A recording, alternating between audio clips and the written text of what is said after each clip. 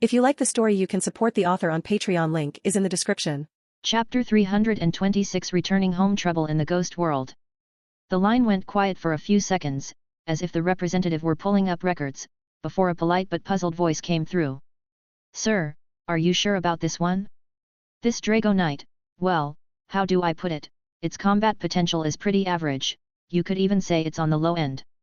Its only real strength is its flight speed, and it has quite the appetite. If you're set on buying, I'd recommend taking a look at some of our other.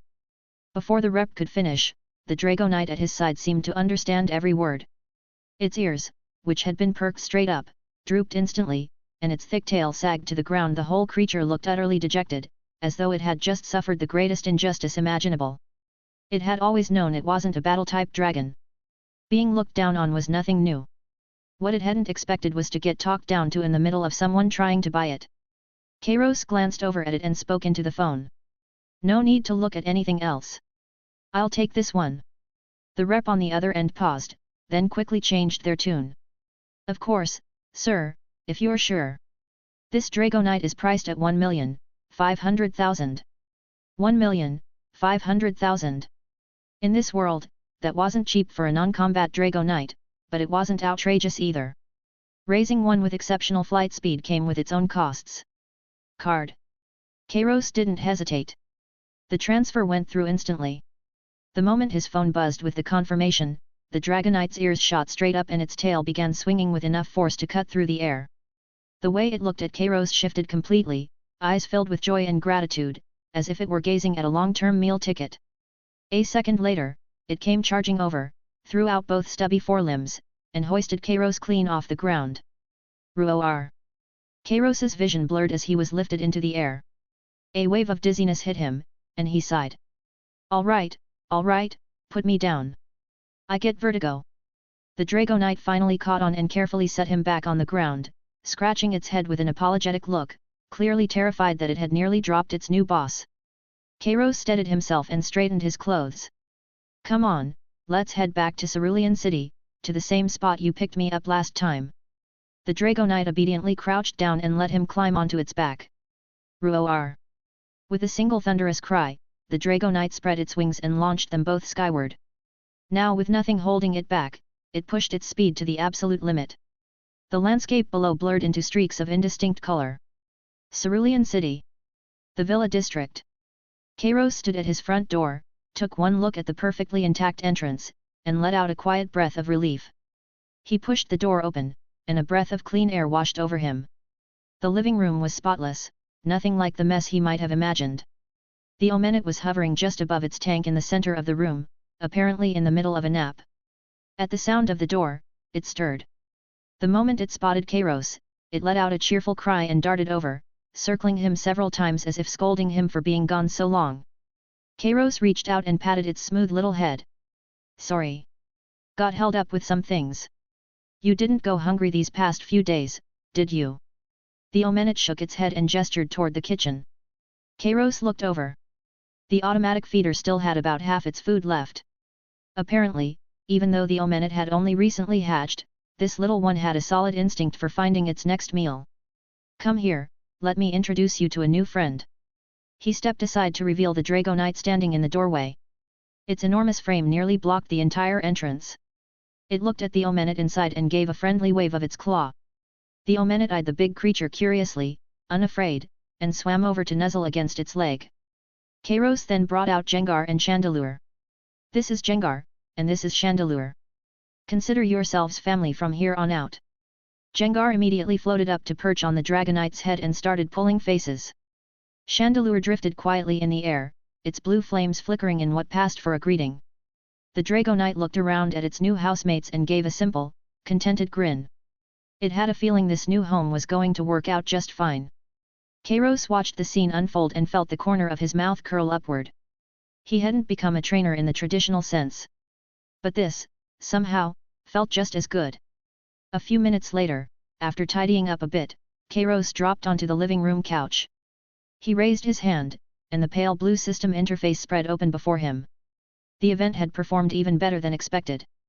The rolling data on the screen showed that players had cleared tens of thousands of infected wild ghost-type Pokémon through the game. The rare item reward pool had been nearly half depleted because of it. That stung a little, but one look at the emotion points column, which had shot up dramatically, left him feeling more than satisfied. 10 to 20,000 emotion points. That was no small amount. The players' emotional responses had clearly been intense, especially among ordinary people encountering that many ghost-type Pokémon for the first time.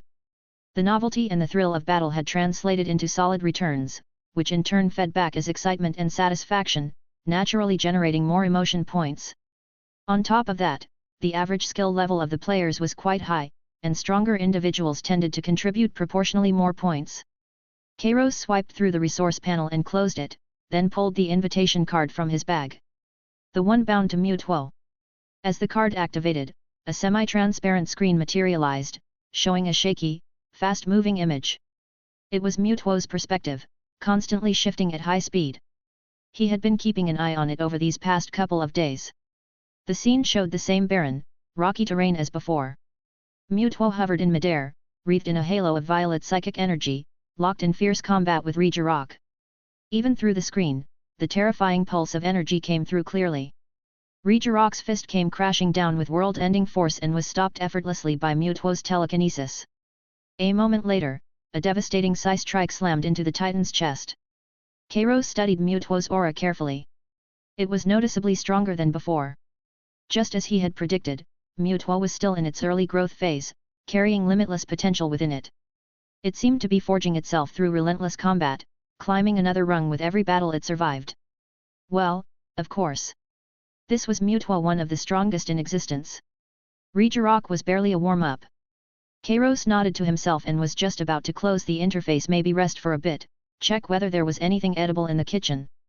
Then the pale blue system interface flashed violently and turned a blinding, blood red. A sharp, urgent alarm blared directly inside his mind. Warning, Ghost World Energy Index has dropped off a cliff. Warning, massive high energy readings detected. Several game modules have been suspended. Kairos went rigid. Can't a person catch a break? Before he could even react, the communicator on his wrist erupted into frantic vibrations. It was Will. He pressed the answer key, and Will's voice came through, strained and trembling with urgency. Kairos. Something's happened in the ghost world. The seal is collapsing. It looks like it's trying to force its way out. Kairos's brow furrowed. No wasted words. What's the situation, specifically? Not great, honestly. The mist had been thinning out, but now it's all black fog, worse than it was before. Spiritomb must have realized things weren't going its way. The Pokémon numbers have spiked and their strength has gone up massively. The people we have here just can't hold the line. Will's voice was layered beneath a backdrop of explosions and Pokémon cries. The situation had clearly reached the edge of collapse. Got it. I'm on my way. He ended the call and was on his feet instantly. He pulled up the map and saw the red markers scattered across it, each one pulsing at energy levels far beyond what they had been before and far more densely packed. It was exactly as Will had described. Spiritomb was making its last desperate push, which also meant this whole situation had reached its endgame far sooner than expected. There was no question. He had to get back to the ghost world. Good thing he had the Dragonite now. Kairos didn't hesitate. He walked straight out to the villa's open lot and called the Dragonite over with a wave. Let's go. The Dragonite flew out of the living room and had barely touched down before it was already reaching for the energy cubes out of sheer habit, ready for a snack. Then it caught Kairos's expression, serious and set, and snapped out of it immediately, the usual easygoing look vanishing from its face. It seemed to understand that things were urgent. Dragonite, we're heading back to Saffron City. Maximum speed. As fast as you can fly. He was already swinging himself onto the Dragonite's back as he spoke. The Dragonite glanced back at him, hesitating slightly. It was greedy, but it wasn't slow. From experience, it knew that the air pressure and force generated at its true top speed was more than most ordinary trainers could handle. People had passed out before. And that was on the mild end of things. It let out a low, uncertain rumble and shook its head. Kairos clapped it on the shoulder. Don't worry. My body isn't that fragile. It's different from most. Stop stalling. Let's go. The The Dragonite still had its doubts. But it raised its head anyway, let out a long cry, and spread its wings wide. Roar!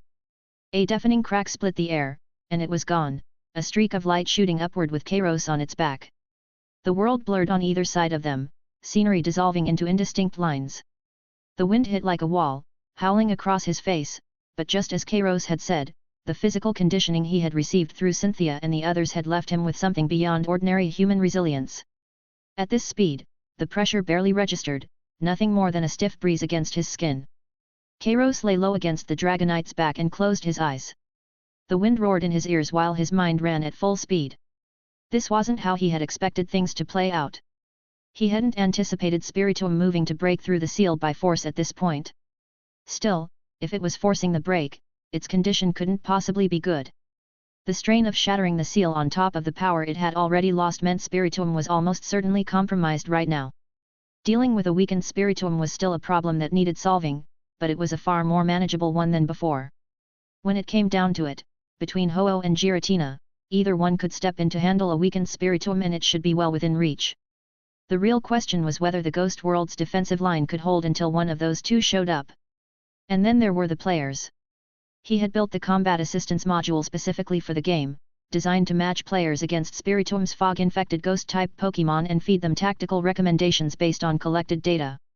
But now that Spiritomb was throwing everything it had into one final push and the fog was spreading and intensifying across a massive area, the wild ghost type's power levels had almost certainly undergone a qualitative shift. The old system no longer had any meaningful reference point for the current threat level. If players went in using the same strategies as before, they were going to get destroyed. Kairos opened a connection to the system backend and started making changes manually. Modify mission parameters. Cancel all solo hunting assignments. Force enable team coordination mode. All players converge on designated safe zones. Solo engagement with mission targets is prohibited. Once that was done, he let out a slow breath. It would cost some players their points, but safety came first. The whole point of Ghost World Hunter Go had always been to solve the Ghost World problem with minimal casualties. That hadn't changed. Dragonite, faster! He gave the Dragonite a firm pat. Feeling the urgency in it, the Dragonite let out another long cry and pushed every last bit of its power into forward momentum, going all out. Meanwhile, a certain small brain was quietly turning things over. This human. Actually this tough. Seriously? Dash. Saffron City. The once bustling city had been thrown into chaos. Most ordinary people couldn't see what was happening in the ghost world, but the oppressive atmosphere and the sudden gusts of wind whipping through the streets made it obvious that something was deeply wrong. Kairos touched down at the edge of the city and made straight for the ghost world entrance. He hadn't even gotten close before he saw that the area around the portal was already packed. A large crowd had gathered, workers and trainers mixed together, along with a number of reporters who had rushed over upon hearing the news. The noise of competing voices rose and fell like a pot coming to a boil. What's going on in there? What's happening? Don't ask me. Word is it's bad. Several search and rescue teams went in a while back and haven't been heard from since. A complete communications blackout. Yeah, the portal's one way right now. Anyone who goes in loses contact. This is bad. This is really bad. Kairos listened to the crowd without letting any of it show on his face. As long as he could get inside, that was all that mattered. He walked directly toward the barrier line. A sharp-eyed worker spotted him and hurried over, one hand outstretched to stop him. Sir! Stop right there! That area is dangerous. The worker's voice was fast and urgent. The energy readings inside the ghost world are extremely unstable. Several groups went in just a little while ago and none of them has come back out. Communications are completely cut off. No one knows what's going on in there right now. For your own safety, please do not enter, and please step back immediately. People nearby turned to look, some alarmed, others calling out warnings of their own. Kairos didn't slow down. He stepped around the worker and, under a sea of stunned stares, walked straight into the portal. Hey! You there! Are you out of your mind? The worker's desperate shout rang out behind him, but Kairos was already gone, swallowed by the light of the portal. Chapter 327 An unexpected turn of events, no contact. Passing through the portal, he arrived in the ghost world once again. The sight before him made him frown. The entire sky was consumed by an unsettling dark crimson, and the black fog had grown so thick he could barely make out his surroundings. In the distance, from the direction of the core zone, violent explosions of energy rang out in rapid succession, each one accompanied by a trembling of the ground beneath his feet. The situation on the outer perimeter was far worse than what he had felt from within the core zone last time, and that alone said everything about how bad things had gotten. Let's go to the core zone.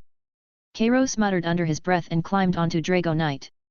Though Dragonite was clearly unsettled by the oppressive aura hanging over everything, it spread its wings obediently and carried Kairos racing toward the heart of the storm.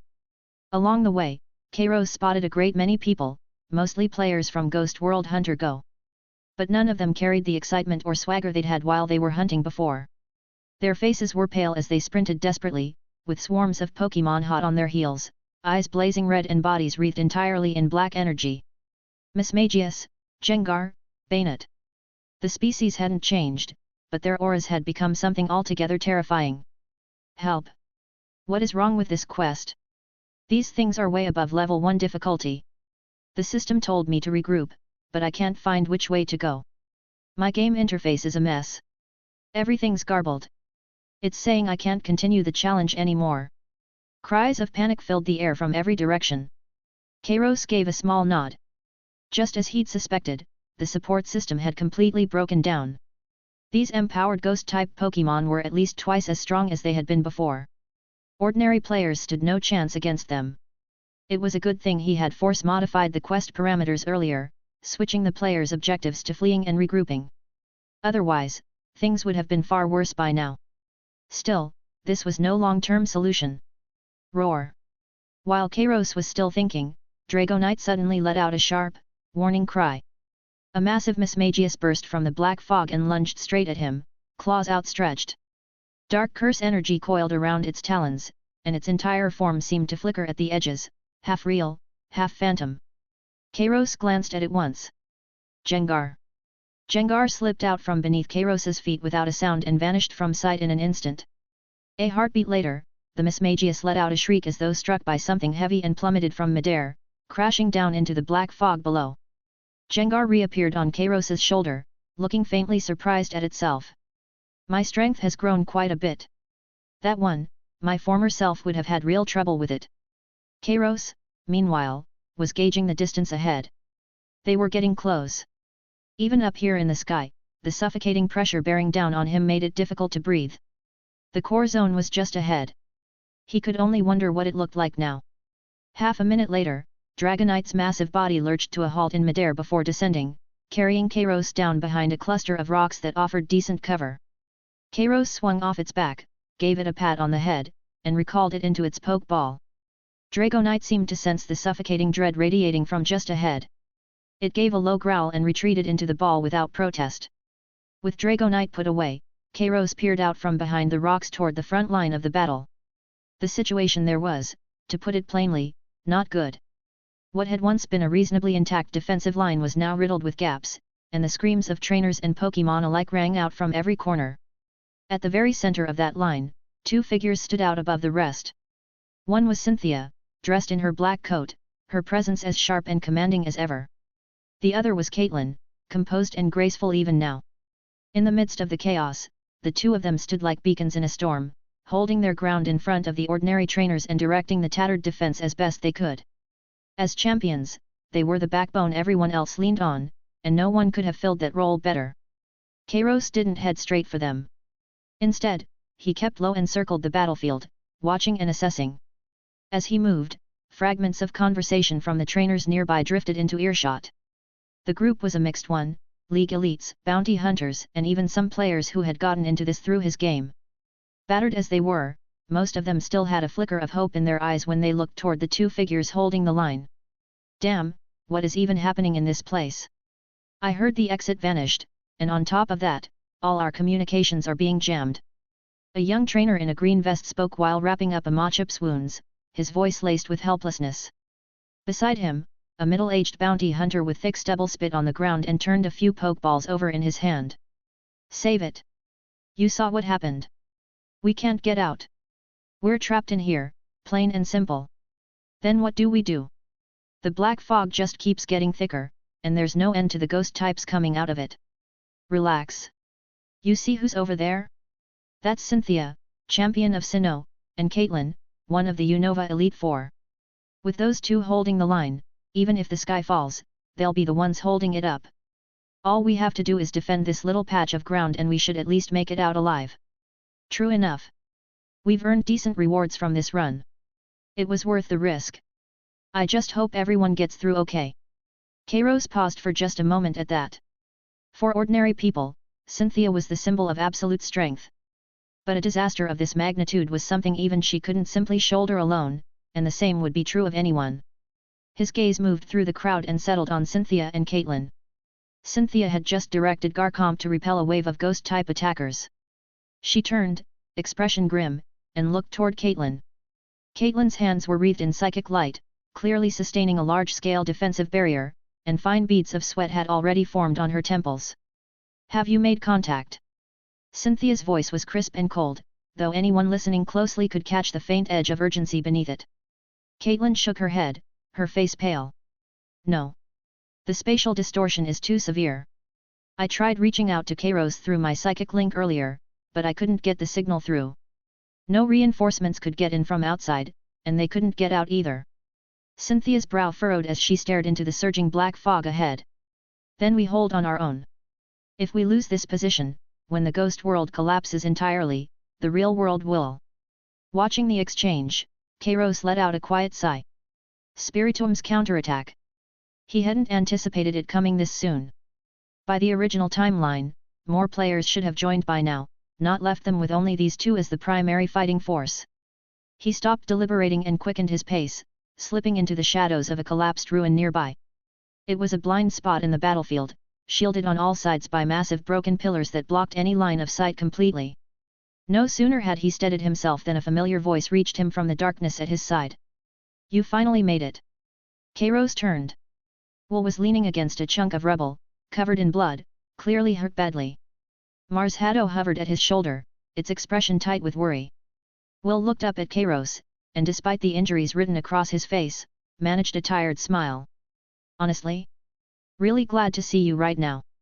Kairos skipped the pleasantries and got straight to the point. What's the situation? Mars Haddo, have you been able to reach Ho-Oh? Before Will could even get a word in, Mars Haddo drifted over, spreading both of its translucent little hands in a gesture of helplessness. Don't even get me started. I can faintly sense that Lord Ho-Oh is out there, but its current state, it's not responding to me at all, let alone fighting alongside us. My guess is that Lord Ho-Oh has been trapped somewhere, or it's caught up dealing with something. I can feel it struggling, but that's all. Mars Shadow's voice was heavy with frustration. As Ho-Oh's attendant, it understood Ho-Oh's condition better than anyone. If even it couldn't make contact, then Ho-Oh was well and truly out of reach for now. Kairos's frown deepened. Ho-Oh was off the table. What about the other one? He looked down at the Giratina mark on the back of his hand and pressed his fingers against it. But this time, it didn't open a passage to the reverse world the way it had before. 1 second passed. Then 2. Then 3. The mark on his hand showed no reaction whatsoever. It sat there like a dead tattoo, perfectly still against his skin, without so much as a flicker of light. Kairos's heart sank. Nothing. How could this be? This was serious. The two biggest cards he had been counting on to turn the tide, Ho-Oh and Giratina, were both out of reach now. Had something happened to Giratina again? Kairos lowered his hand and fell into thought. This wasn't the time to panic. If he couldn't count on either of them, then for now, he would have to work with what he had left. He looked over at Will. Will was in rough shape, but when their eyes met, he gave a somewhat rueful twist of his lips. My strength has actually gone up quite a bit lately. Whether it's enough, we'll see. He raised a hand, and the Jengar that was slightly larger than usual materialized in the air beside him. The moment it appeared, the temperature around them dropped noticeably. Kairos reached out with his senses for a moment and was genuinely surprised. This Jengar's aura had grown substantially. It had crossed into what could only be called the legendary tier, though pinpointing exactly where within that tier it sat was beyond him. It seemed Will had funneled most of the rewards he had earned through the game into sharpening his ace Pokémon. Will caught Kairos's expression and let out a satisfied laugh. Not bad, right? I poured a mountain of reward items into him. These past couple of days, I've been grinding quests non-stop. He's still nowhere close to those two out there, but I figure he'll be useful. Kairos gave a nod, though his eyes stayed on Will himself. No. Clearly not enough. If Will was already taking injuries from the frenzied Pokémon under Spiritom's influence, he wouldn't stand a real chance against Spiritom itself. Just then, the ground lurched violently beneath them. Not a mild tremor, but the kind of shaking that felt like something deep within the earth was clawing its way toward the surface. Enormous cracks tore through the battlefield in an instant, sending shards of stone flying in every direction. It's coming! Will's face snapped tight as he shouted the warning. At the very center of the battlefield, the black fog-shrouded ground suddenly caved inward, forming a massive vortex. At its center, dark violet energy swirled together in a frenzy, and a shrill, piercing wail rose from the depths, enough to set every nerve on edge. Then, from within the vortex, an enormous Pokémon rose slowly into view, a figure as tall as a building, ancient and utterly wrong in the way it moved. Countless deep violet phantoms clung to its body, each one twisting in silent agony, as though giving voice to centuries of accumulated resentment.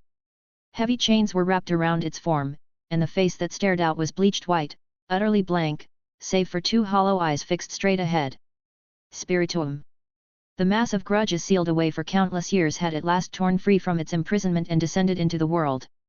The moment it appeared, a crushing pressure swept across the entire battlefield like a wave. Several of the ordinary trainers nearest to it were simply knocked unconscious by the force of that aura alone. Will gave Spiritomb no time to breathe after breaking free from its seal. He launched forward, cutting into the battlefield. Shadow Ball. Behind him, Gengar threw open its jaws, condensing a sphere of pure darkness in its mouth, and hurled it toward Spiritomb with devastating force. With Gengar's newfound strength, the ground beneath the Shadow Ball's path cracked and split in its wake. Spiritomb didn't even flinch. It glanced at the incoming energy with something close to indifference. The phantom-like aura flowing off its body surged outward, enveloping the Shadow Ball, swallowing it whole, and the attack simply ceased to exist. Will's brow furrowed sharply. The full weight of what they were dealing with was beginning to sink in. But there was no time to dwell on it in the middle of a battle. Gengar, keep going. A hoarse, distorted voice, one that seemed to speak directly into every mind at once, rose from somewhere that couldn't quite be pinpointed. There were no light effects. No explosion.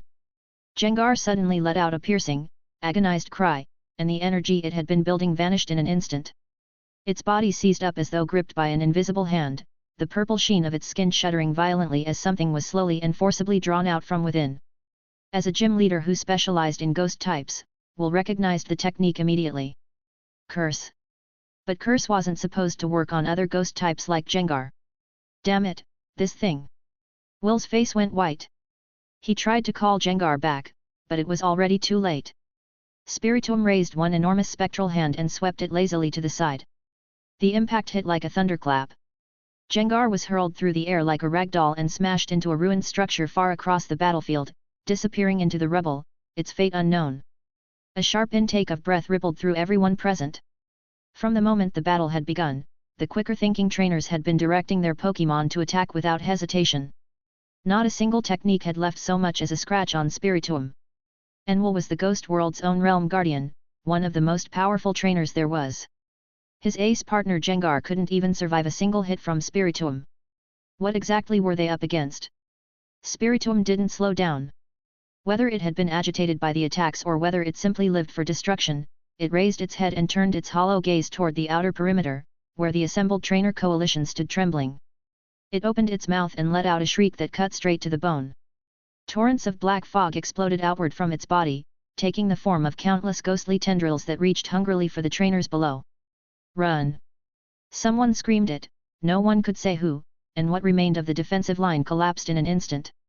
Chapter 328 Chaos in Battle Mutuo appears. The trainers had been counting on Cynthia to protect them. But after watching Will get crushed so completely, whatever resolve they had left collapsed entirely. Everyone scattered, screaming, all semblance of formation gone. Spiritomb's tendrils moved with terrifying speed, effortlessly running down anyone too slow to flee. Each sweeping strike brought down more trainers and their Pokémon alike, all of them swallowed by the black mist. The situation had completely spiraled out of control. Then a sharp, clear voice cut through the chaos like a blade. Garchomp. Cynthia stood on higher ground. Something in her hand blazed with a brilliant, rainbow-colored light. Garchomp's Mega Stone. After months of training, she and Garchomp had mastered Mega Evolution as smooth and steady as breathing. An instant later, a terrifying aura erupted from Garchomp's body. Its frame transformed, the spines along its back sharpened to lethal points, its twin fins became blazing red blades, and its entire body swelled larger and more menacing than before. A torrent of savage dragon-type energy surged skyward, forcibly pushing back the encroaching black mist. At the same moment, Caitlin moved. Gothitelle, let's go. An elegant Gothitelle materialized at her side. Its presence wasn't quite on par with Garchomp's, yet it was unmistakably operating within what could only be called legendary territory. Clearly the benefit of her game reward. Gothitelle pressed its hands together, and a surge of psychic power erupted outward, forming a pink barrier in front of them that stopped the ghost tendrils lashing out in every direction. Mega Garchomp let out a roaring cry and launched itself forward in a single flash, a bolt of black lightning hurling straight at Spiritomb. Its speed was absolute. It cleaved through the black mist in an instant and appeared right in front of Spiritomb, those red blades coming down in a devastating slash. At the same time, Caitlin's Gothitelle unleashed its own assault, a torrent of moonblast strikes raining down from above, each one landing squarely on Spiritomb. The explosions rolled like thunder across the entire ghost world. Under the combined assault, even Spiritomb was driven back several steps. A significant portion of the mist shrouding its body was blasted away. It regenerated quickly, but the damage was undeniable. The trainers who had been fleeing moments before slowed involuntarily, stunned looks giving way to wild, almost disbelieving relief. Why does Cynthia's Garchomp look so different? It looks insanely strong. That's Mega Evolution. You know, from Emerald. She actually got the Mega Stone. It's so powerful. The monster is actually hurt. We still have a chance. If they can hold it down, we're not done yet. A wave of cheering broke through the crowd. The suffocating despair that had gripped everyone lifted, just slightly. People stopped running. Some even turned back around, wondering whether to go help. Even Kairos, watching from a distance, let out a quiet breath of relief. Cynthia's strength was never in question. Mega Garchomp had lost 10 points of speed from the evolution, but its raw offensive power was completely undiminished. That kind of explosive force, combined with Caitlin's support, could genuinely wound Spiritomb if they coordinated well. But was it enough? As if in answer, the battlefield shifted before the thought had even finished. Spiritomb emerged again from the settling smoke. It bore fresh wounds, but those hollow eyes held no trace of pain. If anything, something disturbing flickered through them, something that looked almost like excitement. It had been provoked. Truly provoked. The souls embedded across its body all turned skyward at once. Each one grew a mouth, and from those mouths came a strange, droning chorus. The black mist churning around it suddenly seemed to boil, rushing back into its body in a frenzy. Its aura began to multiply. The suffocating pressure it radiated doubled, then doubled again, dwarfing what it had been moments before. It's absorbing all the souls. Cynthia's expression went pale. Every instinct she had was screaming. Caitlin, full power. Garchomp, Draco Meteor. They had to break Spiritomb's absorption with everything they had, right now. Still in the middle of drawing in souls, Spiritomb lurched. A wave of black energy, several times wider and more violent than anything before, came surging toward Mega Garchomp, carrying with it an aura of absolute destruction. At the same moment, brilliant meteors tore down from the sky, Draco Meteor unleashed in full. Woven through the falling stars was a layer of shimmering pink psychic force, Gothitelle's power, wrapped around the meteors to drive them harder. The collision detonated in a single, overwhelming blast. When the smoke cleared, Mega Garchomp was gone from where it stood. It had been flung away like a fly getting swatted, the radiance of its Mega Evolution winking out as it reverted to its base form and crashed to the ground, lying completely still. Cynthia felt a searing pain detonate in her chest. The shockwave had launched her airborne, sending her in a long arc across dozens of meters before Caitlin's Gothitelle caught her in a cradle of pink psychic energy at the very last moment.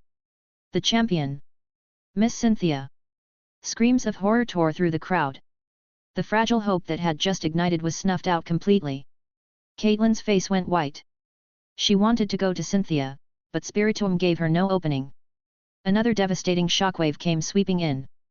The barrier Gothitelle had been straining to hold shattered instantly, and Caitlin was hurled off her feet as well. The last line of defense was gone. Mars Haddo, perched on top of Kairos's head, had started pacing in frantic circles. What do we do? What do we do now? Even the two strongest ones couldn't do anything. Even if I fight, there's no way I can beat that thing. Didn't they say it was supposed to be weakened from forcing the seal open? How is it still this strong? Kairos stood back and watched it all unfold, genuinely surprised. A mega evolution, two top-tier trainers fighting in tandem, and they still couldn't survive even a single strike. Spiritomb as it stood now had clearly surpassed anything that could be called conventional combat power. The force it was putting out was actually greater than it had been before the seal broke. Maybe because this was its last stand. Or maybe. Kairos's eyes fixed on Spiritomb's form. Faint, familiar markings had appeared across its body. Those markings were from the coffin. It had absorbed the seal itself. Spiritomb drifted in midair, looking down with cold detachment at the humans below who had lost all ability to fight back. It seemed to be savoring their despair, in no particular hurry to finish things. Slowly, it opened its mouth. A massive sphere of dark purple energy began to condense at the core of its chest. The power contained in that sphere made every person's blood run cold. If that strike connected, the entire ghost world would be devoured. First the ghost world would fall, then the real world, which bordered it, would follow. Despair. True despair settled over everyone present. The trainers who had been cheering only moments before sat collapsed on the ground, staring up at that silhouette in the sky with hollow, vacant eyes. Some had already closed their eyes, waiting for the final moment to arrive. Will pressed a hand to his chest and dragged himself over to Kairos, watching what was unfolding above. He let out a short, bitter laugh. This thing won't even give me the chance to lay down my life reinforcing the seal. How inconsiderate. Kairos said nothing. His gaze stayed locked onto Spiritomb. His mind was moving at full speed. Ho-Oh was out of reach. Giratina wasn't responding. Cynthia was down. Will was finished. What he had left, Mars Haddo, his own Pokémon, and the charged Ho-Oh feather. Would that be enough to stop Spiritomb's final strike? He wasn't sure. He genuinely didn't know. But was this really his only option? Absolutely not. In that instant, the air around him seemed to freeze. The dark purple sphere floating before Spiritomb's chest had expanded until it blotted out half the sky, and the annihilating energy within was splitting open hairline fractures in the fabric of space itself. Everyone had given up on fighting. Even closing their eyes had become impossible, the crushing weight of imminent death forced them wide open regardless. But in the middle of that silence and that despair, one person was different. Kairos stood in the shadows. His expression hadn't broken the way everyone else's had. In fact, if you looked closely, you might have noticed something that seemed almost out of place. He looked faintly expectant. He had made his decision the moment he watched Cynthia and Caitlin get wiped out in an instant. Spiritomb was genuinely powerful. The level of strength it was demonstrating was somewhere around a Tier 2 god, maybe just crossing into Tier 3 territory, so it was no surprise that Will and the others, who were barely cresting that boundary themselves, couldn't handle it. He wasn't calling Ho-Oh. He wasn't calling Giratina. That left only one remaining option. Mutwo. As for how to get Mutwo here, Mutwo had been going around looking for strong opponents to challenge lately, hadn't it? Kairos activated the invitation card and sent out a set of coordinates with a short message attached. Game notification, there's an overconfident legendary Pokémon here, Spiritomb. It's powerful. The destruction it can cause is genuinely impressive. It might actually be worthy of your challenge. Message sent successfully. Almost immediately, Mars Haddo, which had been scrambling anxiously back and forth, went completely still. Its sharp perception had caught every move Kairos just made, especially that strange pulse transmitted through the invitation card. It stared at Kairos with wide eyes, voice filled with sheer disbelief. At a time like this, who are you even contacting? Don't tell me you actually thought of something. Mars Haddo glanced at the colossal entity in the distance that was about to obliterate everything, then back at Kairos's completely composed face. It was nearly losing its mind. Everyone was down. Who could possibly show up in time? Kairos shrugged. Relax. I called someone. They'll be here soon. Called someone. Mars Haddo stared at him blankly, clearly not following. You mean you brought in backup again? It was obvious Mars Haddo didn't believe for a second that Kairos knew anyone operating at the level of Ho-Oh or Giratina. Then the sky cracked open with an ear-splitting boom. The energy spiritomb had been building in its chest had reached completion. The massive dark purple sphere stopped expanding and began to collapse inward at violent speed, as though pulling every ray of light and trace of life within reach into itself. It was a black hole. The killing blow was about to fall. Kairos's eyes sharpened. He turned quickly and spoke in a low voice. Mars Haddo, cover me with your shadows. Make sure nobody can detect me here, including Spiritomb. But I can only hide you. Even if no one finds us, we're still going to die anyway. It didn't understand why Kairos was asking for this, but Mars Haddo executed the order without hesitation. The dark mist flowing off its body surged outward and wrapped around Kairos in a thick, concentrated shroud of darkness, blending him seamlessly into the environment around him. Not far away, Caitlin, who had been struggling to push herself upright, suddenly frowned. As a premier psychic-type trainer, her perceptive abilities were extraordinarily refined. Just now, in that single instant, she had sensed a pulse from the shadows behind her, something faint, barely there, yet unmistakably unusual. What kind of energy was that? It was strange. It didn't feel like ghost-type, and it didn't feel like psychic-type either. It felt more like a signal being transmitted from somewhere far away through some kind of medium. Caitlin instinctively moved to turn and look, but that small motion never completed. Spiritomb struck. The dark purple sphere, carrying every last bit of power Spiritomb had gathered, descended like a meteor, like the end of everything, and slammed into the ground below. The shockwave tore across the entire battlefield in an instant. Blinding light consumed everyone's vision. The searing heat reduced the rock beneath their feet to flowing lava within moments. Cynthia, Will, and every ordinary trainer on that field were, before that absolute force, no larger than specks of dust. Caitlin felt a mountainous weight crash down on her from all sides. There was no room for a thought. She could only act on instinct, forcing up one final psychic barrier and praying it would hold for one more second. But the death she had braced for never came. In the moment that annihilating energy was about to consume everything, a strange distortion rippled through the space of the ghost world. It was as if an invisible hand had reached out and pressed pause on a frame that was already shattering. There was no holy golden light. There was no prismatic radiance. Only a cold, pure, almost frightening pressure, bleeding in from the void. It was a presence that stood above all things, and it was stronger than Spiritomb had been even at its peak. The raging flood of energy froze in midair, abruptly suspended. Then, as though it had encountered something it genuinely feared, it locked against that massive black hole in place, neither advancing nor retreating. A white figure stepped slowly out from within the spatial rift. It floated in midair, arms folded across its chest, its long tail swaying gently behind it. Almost like a person. Its gaze was cold, but not with malice. It was the cold of indifference, the look of something for whom the world-ending energy raging before it simply didn't register as a concern. In that moment, not a single sound remained anywhere on the field. Chapter 329 Mars Shadow's overwhelming power, and burning out. Cynthia struggled to lift her head, pushing her disheveled hair out of her face to peer up at the violet figure hovering in the air above.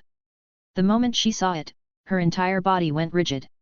She was the champion of Sinnoh, a veteran trainer who had crossed paths with more Pokémon than most people could name, and yet she had never laid eyes on this creature before. Even so, looking at it stirred something deep and unsettling inside her, like a memory she'd never actually had. That's it. Emerald. She had once caught a glimpse of something in emerald, a shadow radiating a pressure so suffocating it had nearly stopped her cold. She hadn't known what it was at the time. She'd asked around afterward and eventually learned it was called Mewtwo, some kind of legendary Pokémon with power that defied easy description. She just never imagined it was real. Not here. Not standing right in front of her. That's Mewtwo. Her voice came out unsteady, threaded with disbelief she couldn't quite shake. Caitlin had gone completely silent beside her. She could feel the psychic energy rolling off the creature in waves, an invisible weight so suffocating it felt like it might crack something inside her. Her hands were trembling and she couldn't make them stop. She had no idea what a Mewtwo was, but she was psychic herself, and this was the first time in her life she had ever felt genuinely small. How could anything put out psychic energy like that? Spiritomb had noticed the new arrival too. Those hollow eyes, which had held nothing but a hunger for destruction, now lit up with something sharp and livid. It let out a grating shriek and snapped its focus entirely onto the newcomer.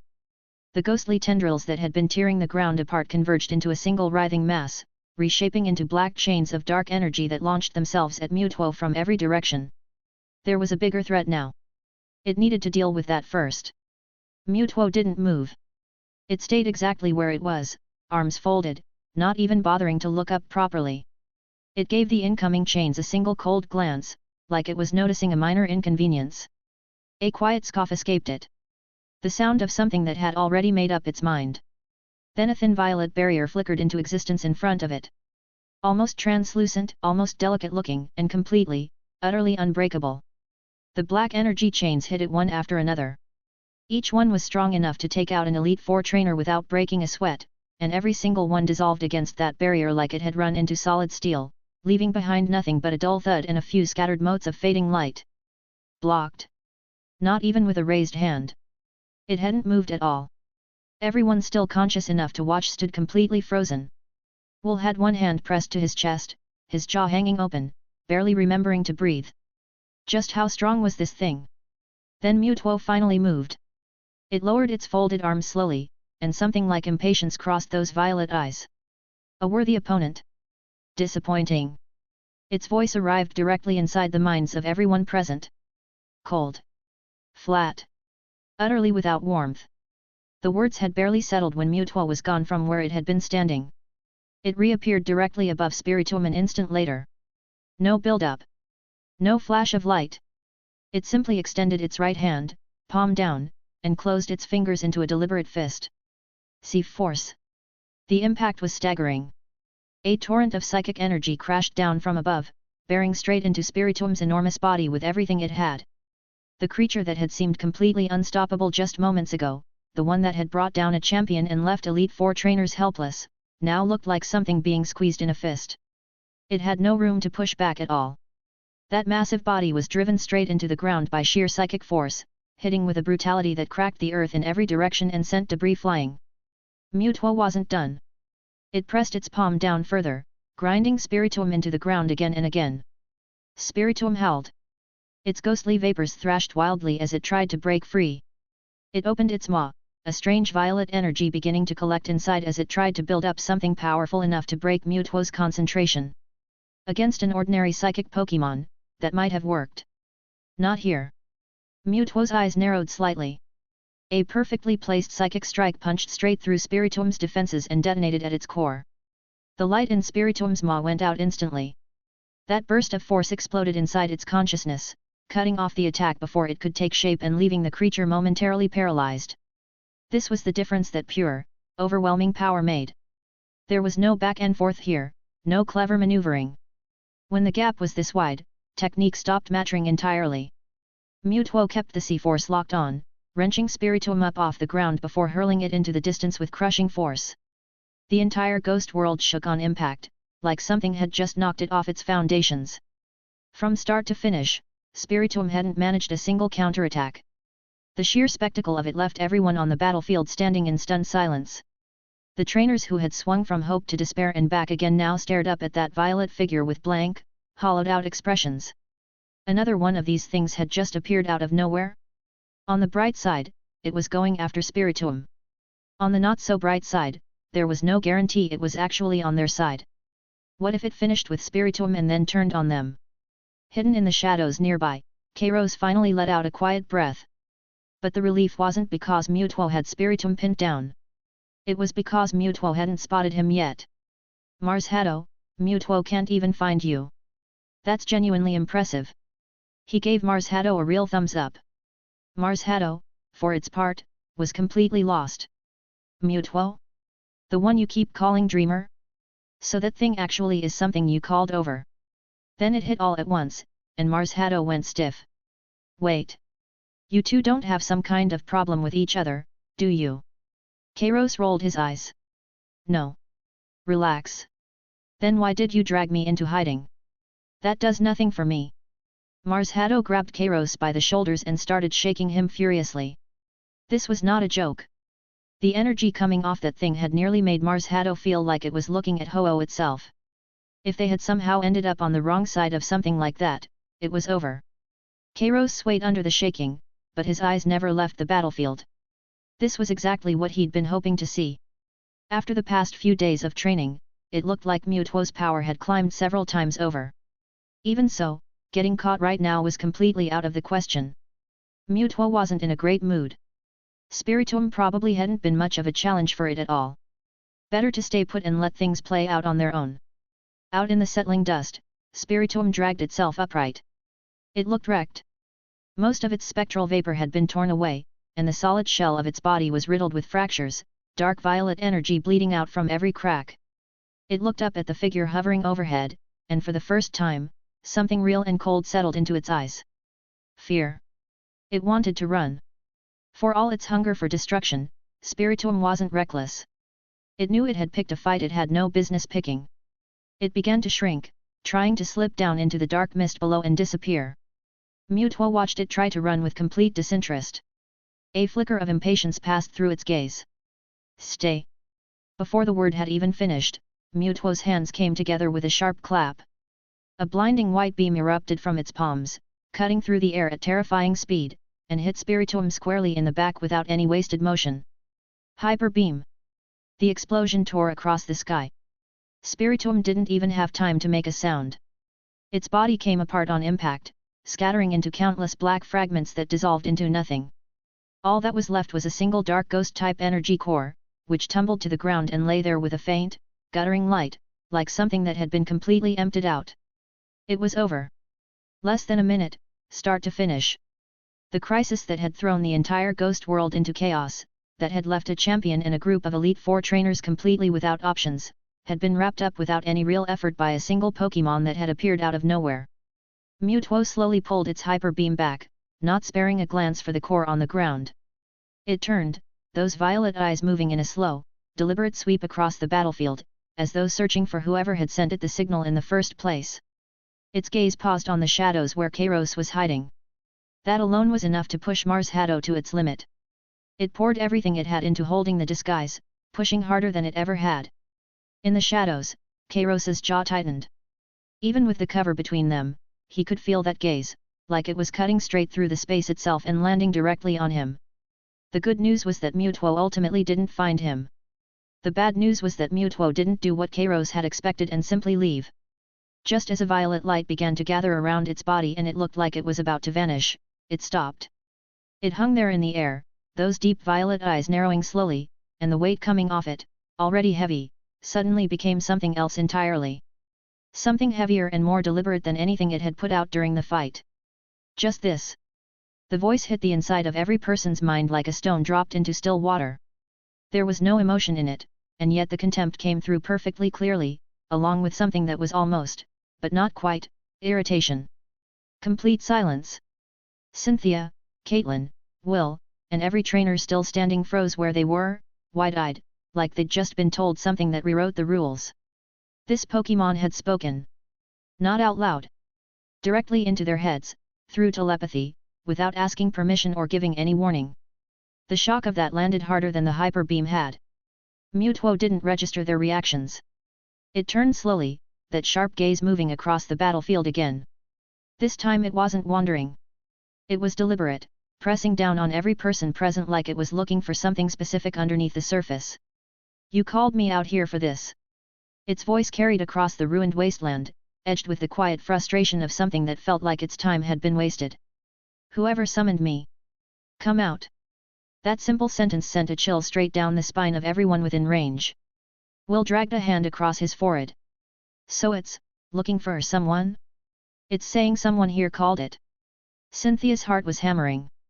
She looked around, running through every possibility she could think of, and kept hitting dead ends. Aside from their own group, there was no sign of any outsider anywhere in the ghost world. Which meant whoever had summoned Mutuo was somewhere in this crowd. No one. No answer came. The cold in Mutuo's eyes went a little deeper. It raised one hand, violet energy crackling at its fingertips, the space around it beginning to warp and bend under the weight of what it was pulling together. You used me, and you don't even have the nerve to show yourself. Its voice rang out low and even, hitting something deep in every person who heard it. It hovered there, hand raised, a blazing sphere of white psychic energy condensing in its palm like it was building toward something. Then, the very next instant, the sphere simply faded, as quietly as if it had never existed. It didn't attack. It didn't leave, either. It stayed where it was, scanning its surroundings, the restless energy in those violet eyes slowly pulling back, replaced by something that looked more like focused thought. From the moment that strange game interface had appeared in its field of vision, it had been trying to find the source. It hadn't been made by Team Rocket. It didn't match any psychic signature it had ever come across. And then there had been that moment of being pulled, of feeling its own body respond to someone else's will, just briefly, just enough to be certain. That had told it everything it needed to know. There was a person behind all of this. But who? Someone who could reach across the space between worlds, exert their will over it, and build an entire constructed reality like this so-called game world. The implications of that made Mutuo feel something it didn't experience often. A careful edge of wariness, and something that was close to genuine curiosity. Was that person here right now? The thought sharpened Mutuo's focus instantly. Its psychic power surged outward from where it stood, spreading in every direction like a net being cast wide and fine, scanning every living presence in the area with meticulous care. But it came up empty. A moment later, Mutuo was simply gone, leaving behind nothing but the echo of the pressure it had carried, the only proof that any of it had actually happened. Just like that, it was over. In as fast as it had arrived. Only once Mutuo had completely vanished did Kairos let out a long, slow breath. That was way too close. If Mutuo had found him, there was no good version of how that conversation would have gone. Mars Haddo dropped straight out of the air. It was finished. Keeping that thing from sensing either of them had taken every last bit of power Mars Haddo had. It had been running on nothing but willpower for the last few minutes, with barely enough left to keep itself upright. Finally. Mars Haddo murmured, wiping at its forehead out of pure habit. Then its eyes rolled back, and it went out cold. Completely, utterly spent. That was all it had. Chapter 33 Mutuo's return. A fateful encounter with Giratina.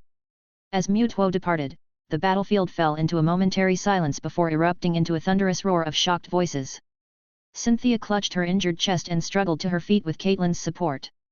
She stared in the direction Mutuo had vanished, her expression an unreadable tangle of emotions. Confusion, relief, and a trace of bewilderment. Was that the real Mutuo? Cynthia murmured to herself. But why was it here? Who had summoned it? Caitlin was equally at a loss. The strange presence she had sensed moments ago had vanished entirely, as if it had never existed. That energy wave just now. She frowned. What was that all about? I definitely felt something calling out, but the presence was unfamiliar. I couldn't tell who it was. Will, ignoring the pain from his wounds, forced himself upright and stared at the sky where Mutuo had disappeared, his expression complicated. So it was over, just like that? The thing the ghost world had fought against for 1,000 years had, in this single moment, been completely and utterly erased? The crowd around them buzzed with chatter. What the heck was that thing? It was insane. Who cares? We're alive. Didn't someone say they called it here? Who was it? Oh man, we seriously owe them one. Everyone looked around at each other, searching for whoever might have been their savior. But all they could see were ruins and injured trainers scattered across the ground. There was no suspicious figure anywhere in sight. No one noticed that in an unremarkable patch of shadow at the edge of the battlefield, a swirl of dark mist quietly dissolved. Kairos smoothed out the slightly disheveled hem of his coat and silently slipped back into the rear of the crowd. He made no move to retrieve the core that Spiritomb had dropped, nor did he go to greet Cynthia or the others. Right now, he was nothing more than an ordinary trainer who had barely survived the disaster. Well, that was a close call. He couldn't help but feel a mild headache coming on. From Mutuo's attitude, it seemed like the legendary Pokémon hadn't been particularly satisfied with the opponent Kairos had found for it. That said, Mutuo's power had genuinely exceeded his expectations by a considerable margin. That part, at least, had been a real surprise. If something came up again, maybe he could call on Mutuo once more, but unless it was absolutely necessary, he'd better not do it lightly. Otherwise, his credibility with it would be shot. The dust above the ghost world ruins had not yet fully settled, and the survivors' relief at having escaped with their lives had barely begun to take hold, the scent of scorched air still lingering around them. Yet that fragile calm lasted less than half a minute. Without warning, the entire ghost world space lurched violently. The tremor was even more intense than the moment Mutuo and Spiritomb had first appeared.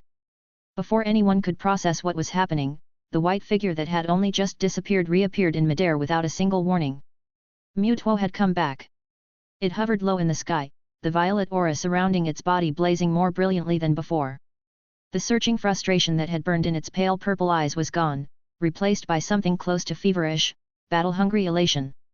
Its head tilted slightly upward, its gaze locked with burning intensity on some unknown point deep within the ghost world, as if it had detected a presence there that filled it with overwhelming excitement.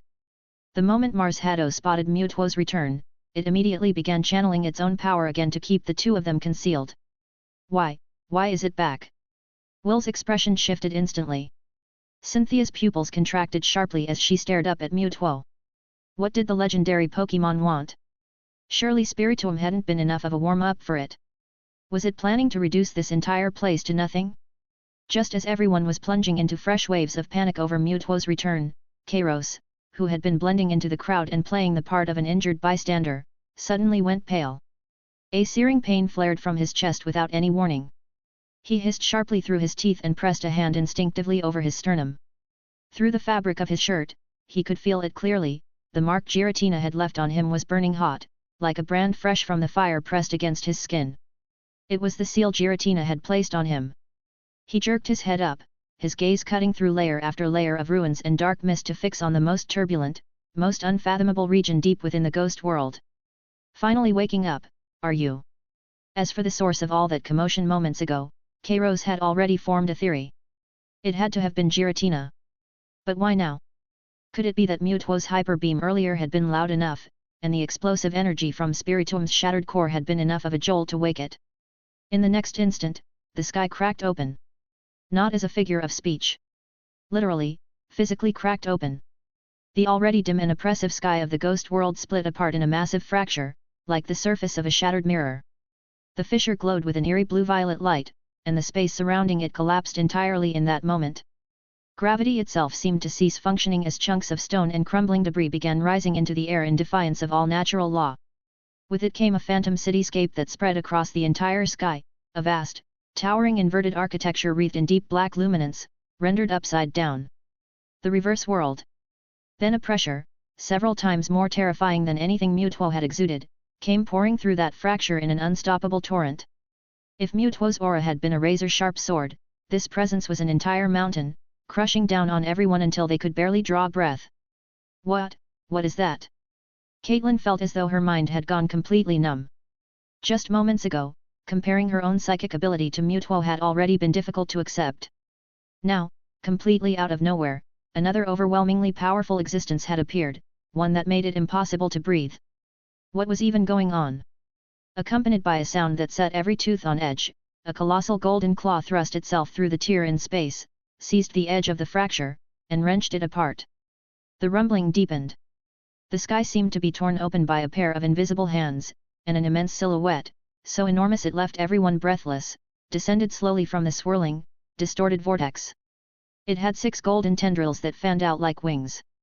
Along its flanks grew a pair of thick, powerful claws colored in red and black. A tail trailed behind it, radiating a palpable aura of destruction.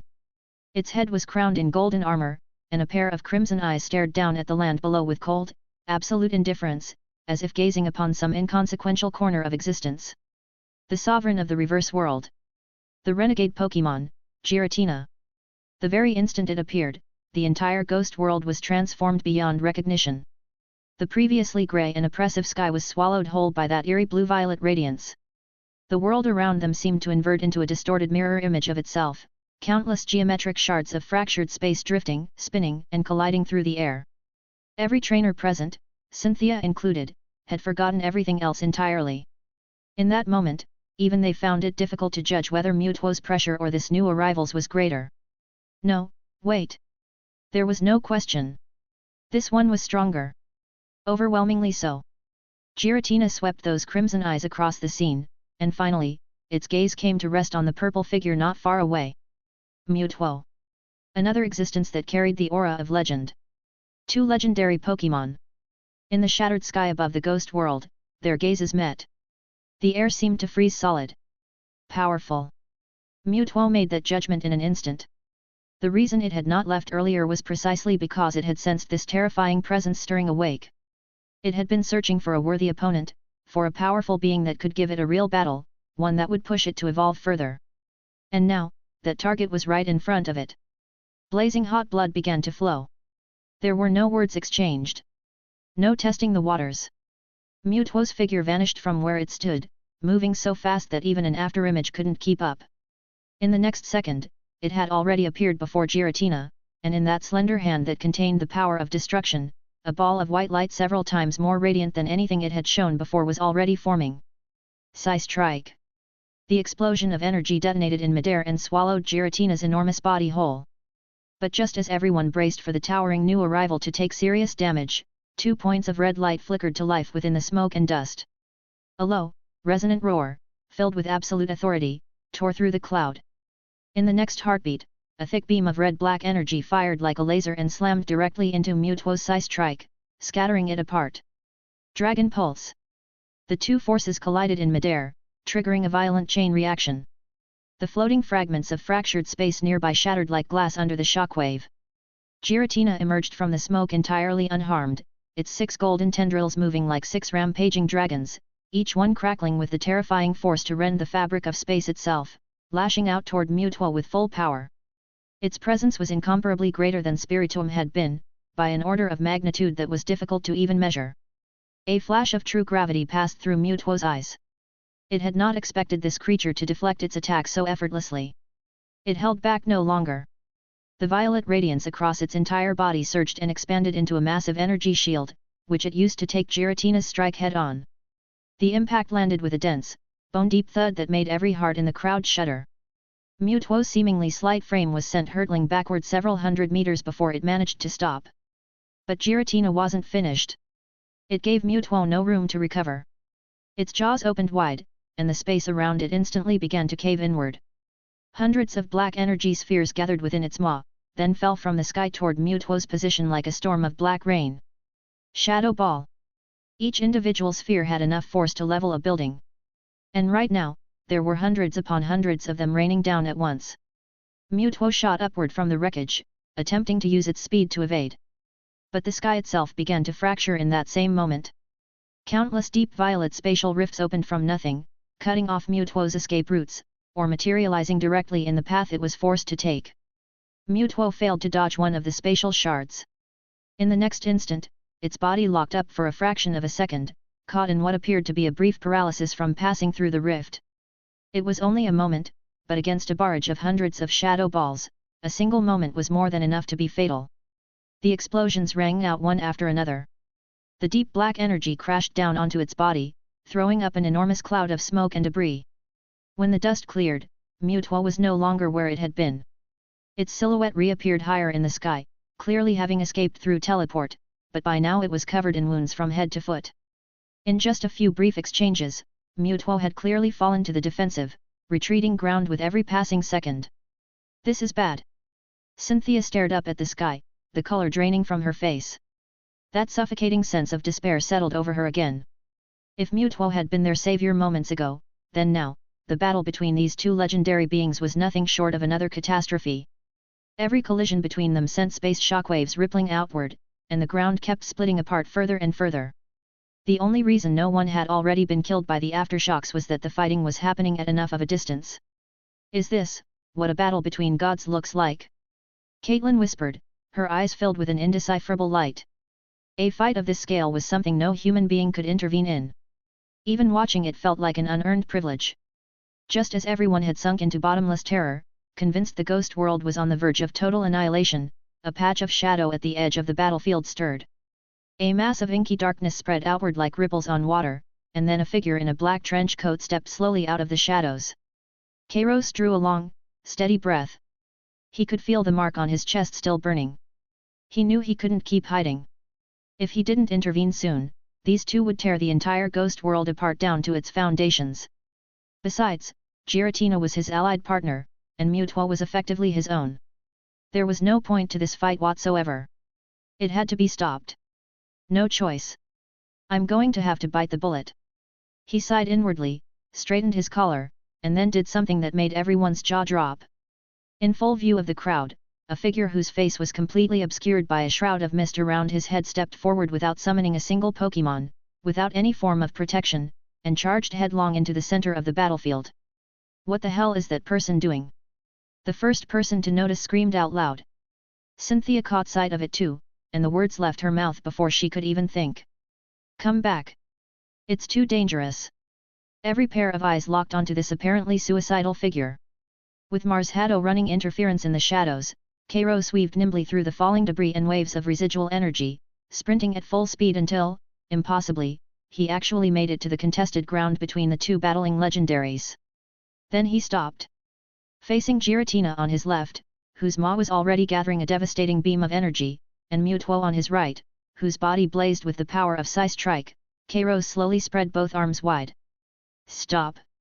His voice, carried by the force of his psychic power, rang out clearly across every corner of the battlefield. Giratina's motion stuttered to a halt. A flicker of puzzlement passed through those crimson eyes. Mewtwo's brow furrowed.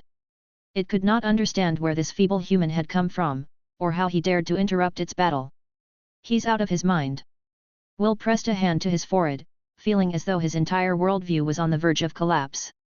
Because from that voice, he had already figured out who it was. That was Kairos.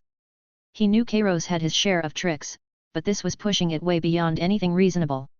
Chapter 331 Stepping into Mediate, and Giratina's Reward. That massive presence, something far more terrifying than Mewtwo, had shown zero hostility the moment Kairos came running in. That said everything.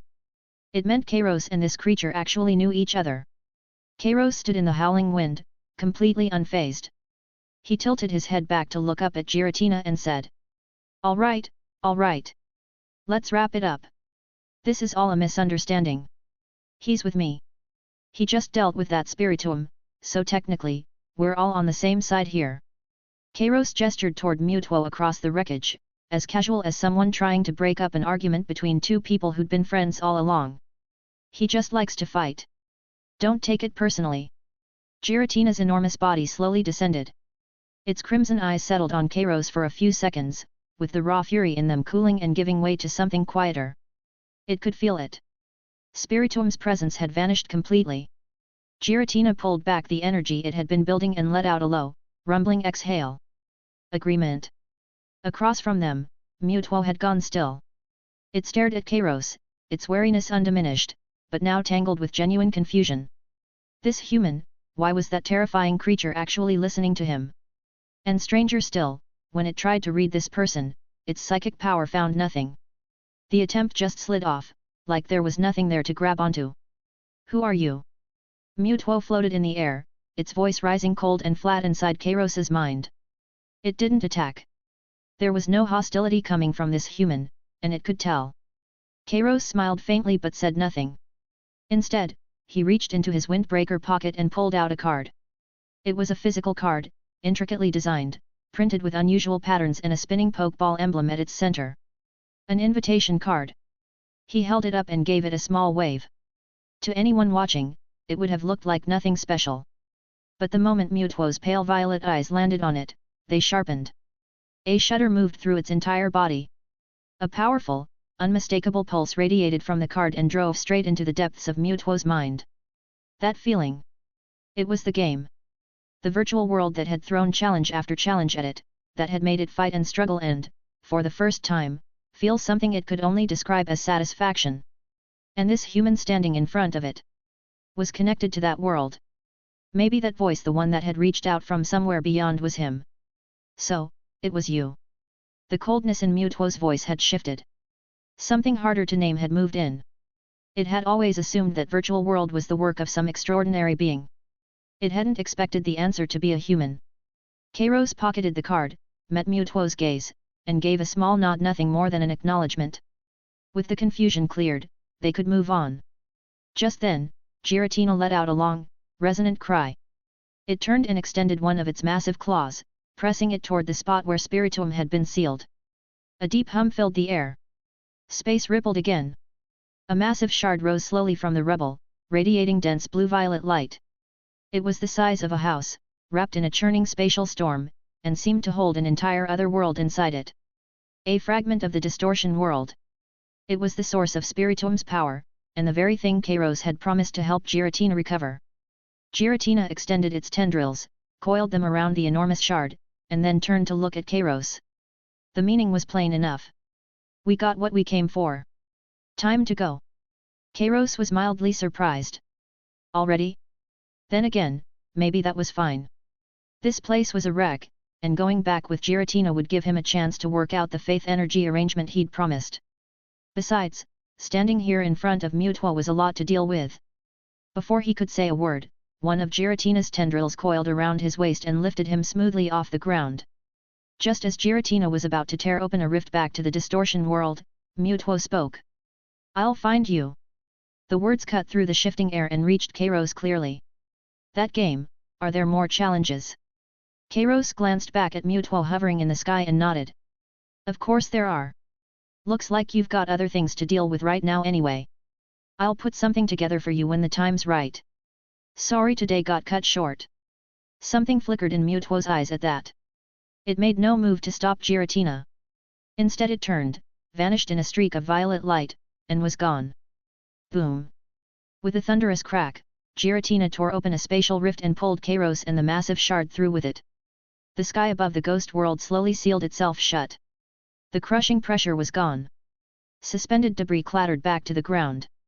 The world seemed to breathe again. What was left was a field of devastation and a group of trainers who looked like they'd just snapped out of a dream, still frozen in place, struggling to accept that any of it had actually happened. A light breeze moved through the ruins, pushing dust across the ground. After a long moment, Will drew in a slow, deep breath, his expression softening with relief. It was over. The thing the ghost world had been dealing with for so long, and it had ended just like that. Quietly. Almost easily. It was hard to wrap your head around. Caitlin still had her gaze fixed on the sky, eyes distant. He just rode that thing out of here. Cynthia exhaled slowly, visibly trying to settle herself. Two presences that powerful. One was Mutuo from the game. The other she had never seen before, never even heard of. But one thing was clear, it was another legendary Pokémon, and its strength had clearly surpassed even Mutuo's, possibly putting it on the level of Palkia or beyond. The violet streak had split the sky, and the trail it left through the clouds lingered long after it was gone. Mutuo didn't go back to where it had been resting. It climbed instead to the highest altitude it could reach, where the winds were sharpest, and let the gale tear at it. Its emotions had never felt this tangled, this alive. The battle earlier had been short, but the trembling deep inside it hadn't settled. Spiritomb hadn't given it anything real. Everything had come from that other presence, the one that had shown up without warning, radiating a spatial force that could take apart the world. That creature carried the kind of power that could level everything. And in the moment they clashed, Mutuo had felt every part of itself light up. That sensation of being pushed to the absolute edge, of having nothing left to hold back, had made it feel, truly for the first time, what it actually meant to exist. It had always told itself that the drive to become the strongest was about proving it wasn't just someone's experiment. That it was its own being, the most powerful one alive. This time, it wanted to grow stronger for itself not as proof of anything, but as the right to chase truth on its own terms, with nothing and no one able to stand in the way.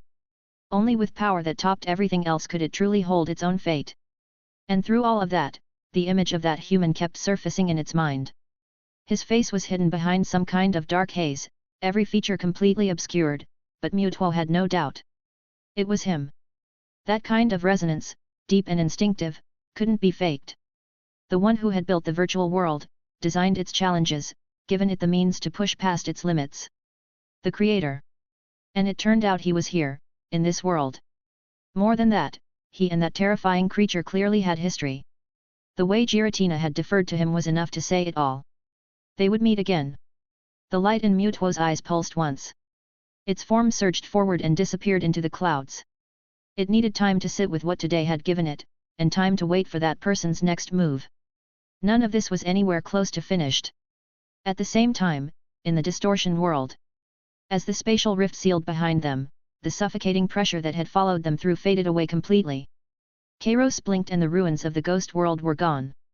In their place was the distortion world, all inverted geometry and twisted beauty, that strange place where the rules of space bent and folded back on themselves.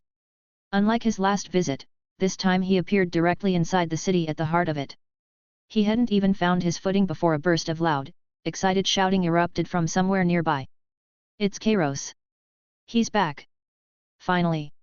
Where is he? He showed up. Get over here, quick. A crowd of familiar faces came pouring out of the strange structures around him, waving and rushing over, all of them lit up. Kairos looked at them and was not surprised. These people hadn't exactly been living boring lives before, but having the game had changed things noticeably. And plenty of them had never encountered anything like it. Just having access to it felt like something special to them. Honestly, part of him almost envied that. Good to be back. How's everyone doing? He said it with a smile as he dropped down from Giratina's tendrils. The crowd closed in immediately, everyone talking over each other. I made it to the 4th gym. Everything's been great, but can you please raise the 15 Pokémon cap? It's way too tight to work with. That gym leader in Saffron City was a nightmare. I was stuck forever, but I finally got past her. Kairos, is any of the stuff in the game actually real? Like Mega Evolution? I know it's probably a lot to ask. Kairos nodded. As for the cap, I'm rolling out a harder difficulty later, and once that's live there won't be a limit anymore. A second playthrough will open up too.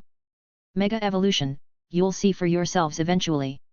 He paused, then added, since you're all enjoying it, don't forget there are 2 other games as well. Feel free to try them out. That seemed to catch a few people off guard. Right, I remember seeing 3 icons. Has anyone played the other 2 yet? Not me. Everyone kept saying the first one was the best, so I just stayed with it. I'll check the others out today. Watching them buzzing, Kairos thought of something else. Oh, and on top of the games, there's something new. An animated series. I just finished producing 2 episodes in another world. Outside of the people there, nobody else has seen it yet. An animated series? What's that? The one in medieval armor scratched his head. Think of it as a story told through moving pictures. You'll understand once you see it. Kairos smiled and pulled up a display, tapping play. The screen lit up.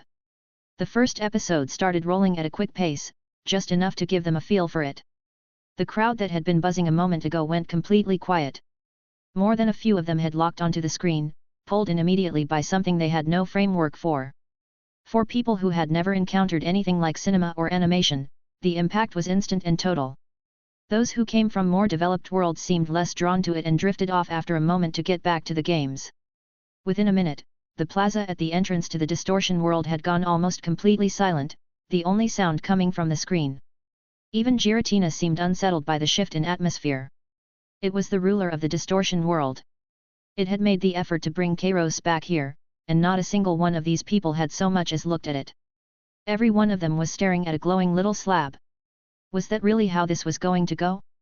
Giratina lowered its enormous head toward the crowd and gave a single, deliberate cough. It wasn't loud, but backed by its psychic presence it hit like a thunderclap going off next to each person's ear. Everyone snapped to attention at once, suddenly very aware that Giratina was standing right there. Sorry about that. We completely lost track of everything. Oh, you're back too. Did something happen out there? You look like you just came out of a fight. Giratina didn't hold it against them. It was in a good mood, having gotten the distortion world fragment back. It gave a brief psychic account of the battle and the news that the shard had been recovered. That's great news. You can finally catch a break now. Nice work out there. I told you having this guy around would pay off, didn't I? The group's reaction was warm and genuine. They had been here long enough that this place felt like home, and hearing that things here would improve brought out real happiness in them. Giratina looked over them all with quiet satisfaction and gave a slow nod. Then it turned to Kairos, inclining its head once in his direction. Follow me. I'll head out then. See everyone soon. Kairos gave the group a wave and fell in behind Giratina as it rose toward the upper reaches of the distortion world. Chapter 332 The reward secured. What is Team Rocket planning? During his last visit, Kairos had already noticed that flying in the reverse world was surprisingly easy. Gravity here behaved strangely. The 2 of them moved one after the other, quickly reaching the core region of the reverse world. The space here was extremely unstable, with visible turbulence and twisted bands of light everywhere. At the center of it all, a blue-violet crystal roughly the size of a house floated suspended in midair. That was the reverse world fragment they had just retrieved from the ghost world. Giratina did not hesitate. It extended its massive tendrils, gently cradled the fragment, and slowly pushed it toward the heart of the turbulence. A low hum resonated through the air. The moment the fragment made contact, a blinding flash of blue light exploded outward, illuminating the entire reverse world.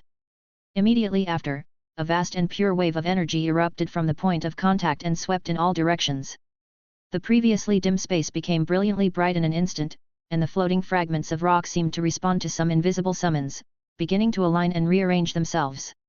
Kairos felt the ground beneath him trembling faintly as the landscape around him transformed beyond recognition. The makeshift structures that had been hastily built for survival began to rapidly grow and expand under the surge of energy. Short buildings grew tall, narrow streets widened and smoothed out, and even the surrounding vegetation became more vibrant and full of life. The reverse world was visibly expanding, and that profound sense of fullness filling the air brought comfort to every living creature that called this place home. Kairos raised an eyebrow in genuine surprise. Just recovering a single fragment had triggered such a dramatic transformation. If all the fragments were gathered, what would happen then? The light faded. Giratina slowly turned around, a faint glimmer of satisfaction in its crimson eyes. It lowered its gaze toward Kairos, and then a stone slab radiating a mysterious and profound energy emerged from the void behind it, drifting slowly to rest before him. This was its promise fulfilled. The ghost-type slate. The slab was pitch black, its surface covered in intricate, winding violet patterns. Those patterns seemed alive, shifting slowly across the stone and emanating a chilling, unsettling aura. Yet there was nothing malicious about it. If anything, it carried a strangely captivating air of the arcane. Kairos reached out, and the moment his fingertips touched the slab, an icy sensation traveled from his fingers through his entire body. At the same time, Jengar, who had been hiding in his shadow, and Chandelure, drifting near his shoulder, both reacted almost simultaneously. The cautious expression Jengar had been wearing vanished in an instant. Its violet body gave a sudden shudder before breaking into an expression of pure bliss. It could feel the power inside itself cheering, as if the slab were calling out to it directly. Chandelure was no different. The flame atop its head burned fiercer than ever, and the normally pale blue fire began to show faint traces of deep purple, as though even this brief proximity had already given its power a boost. Kairos focused his thoughts, and the system interface materialized before his eyes. Special item detected, Ghost-type slate, complete. Effects are as follows. Spectral Grace, greatly increases the energy recovery speed of Ghost-type Pokémon, passively supplying them with large amounts of energy, increasing their growth efficiency by 50%. Soul Intimidation, greatly increases the affection and reverence Ghost-type Pokémon feel toward you. Intimacy cap is lifted. Shadow Blessing, the Ghost-type moves used by your Ghost-type Pokémon permanently deal 50% increased damage. Special effect, locked. Reading through those blunt, straightforward stat bonuses, Kairos could not help but raise an eyebrow. Worthy of a complete legendary slate. These effects were genuinely absurd. Just by keeping it on his person, every Ghost-type Pokémon on his team would passively enjoy a permanent 50% power boost to their moves. And that was just the passive effect. Factor in the improved training efficiency and faster energy recovery, and this was essentially a permanent cheat code for every ghost type he owned. Jengar and Chandelure had just hit the jackpot. Those two would probably be grinning in their sleep from now on. Kairos tucked the slab away, feeling quite pleased with himself. Still, something else was pressing on his mind. He looked up at Giratina and asked, choosing his words carefully, by the way, after recovering the fragment in the battle earlier, you must have gathered a fair amount of faith energy, right? Giratina paused, then slowly shook its enormous head. No? Kairos felt a brief sinking feeling, though on reflection, it made perfect sense. As Mars Haddo had explained, faith energy required intense, positive emotion as its source, things like reverence, gratitude, and fervent adoration. The problem was that Giratina inspired none of those things. When it had appeared earlier, it had brought with it the aura of something capable of annihilating the sky and earth, leaving the people around it so frightened they could barely speak. What was running through their heads was most likely something along the lines of "Please don't kill me." Pure fear like that could never be converted into faith energy. It was not as though Giratina was always this imposing toward the inhabitants of the reverse world. The people here held it in awe, but Mars Haddo had mentioned that some people worshipped Giratina, though in hindsight, that was probably more about appeasing it out of self-preservation rather than genuine devotion. That kind of prayer did not count. For something like Giratina, with its particular way of carrying itself, accumulating faith energy was genuinely going to be a challenge. Kairos rubbed his chin, turning the problem over in his mind. It really did come down to cultural outreach. He looked at Giratina and, rather than addressing directly why it had no faith energy, spoke in deliberately vague terms. I see. Faith energy does seem to be quite picky about how it's generated. That said, I've helped a certain legendary Pokémon work on building up faith energy before, and the results were promising. If you'd ever want help with something like that, I'm happy to think it over with you. He deliberately avoided mentioning Ho-Oh by name. The relationships between legendaries were complicated, and the last thing he needed was to get caught in the middle if those two had some kind of history. Giratina blinked, a flicker of surprise passing through its red eyes. When they had spoken before, it had not held high expectations for this. What it had not anticipated was that Kairos had genuinely managed it. This human kept finding ways to surprise it. Its regard for Kairos rose another notch.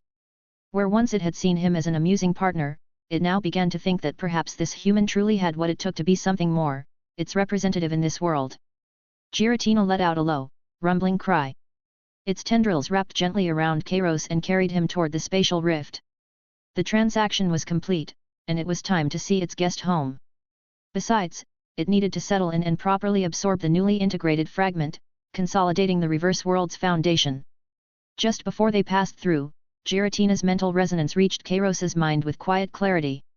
Come back anytime. Simple words, but from the god of the reverse world, they were the sincerest invitation it could offer. As the scenery twisted and warped again, Kairos felt like he had just ridden a roller coaster. Then his feet found solid ground beneath him, and he was back in the real world.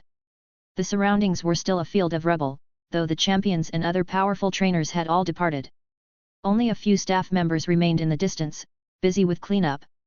Kairos brushed off his clothes, ran a hand through his slightly disheveled hair, and glanced up at the sky, where the clouds had completely returned to calm. He smiled. Finally over. Honestly, this trip into the reverse world had yielded more than he had expected. Meanwhile, in the Kanto region, at a secret Team Rocket base, there were no windows. The walls were built from thick, heavy alloy, and the air carried a cold, oppressive stillness. At the center of the room, a massive screen cast a blue glow, illuminating the stern and imposing face before it. Giovanni sat upright in a leather chair, a glass of red wine in hand, untouched. His gaze was locked on the screen, a complex light flickering in his eyes. The screen was playing back footage from the Ghost World battle. The recording was shaky, and the energy surges had caused the image to break into static more than once, but none of that diminished the sheer impact of those three legendary Pokémon on screen. Giratina's reality-tearing spatial power, the terrifying clash of psychic energy between the white Pokémon and Spiritomb, every frame was breathtaking.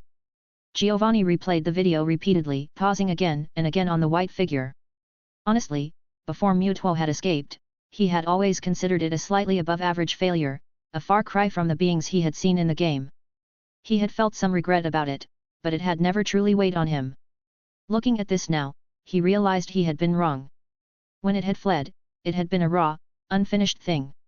Whatever it had become since, it was nothing short of terrifying. Giovanni's fingers traced the rim of his wine glass, a trace of regret crossing his eyes. What a shame. It got away. Still. No matter. He slowly turned, his gaze shifting to the shadowed depths of the room. There, a colossal machine stood in silence. Its silhouette bore an unmistakable resemblance to Mewtwo, but every inch of its body was encased in heavy metal armor. Thick hydraulic tubes connected its joints, a red energy core pulsed at its chest, and its eyes were blank, emotionless electronic crimson lights.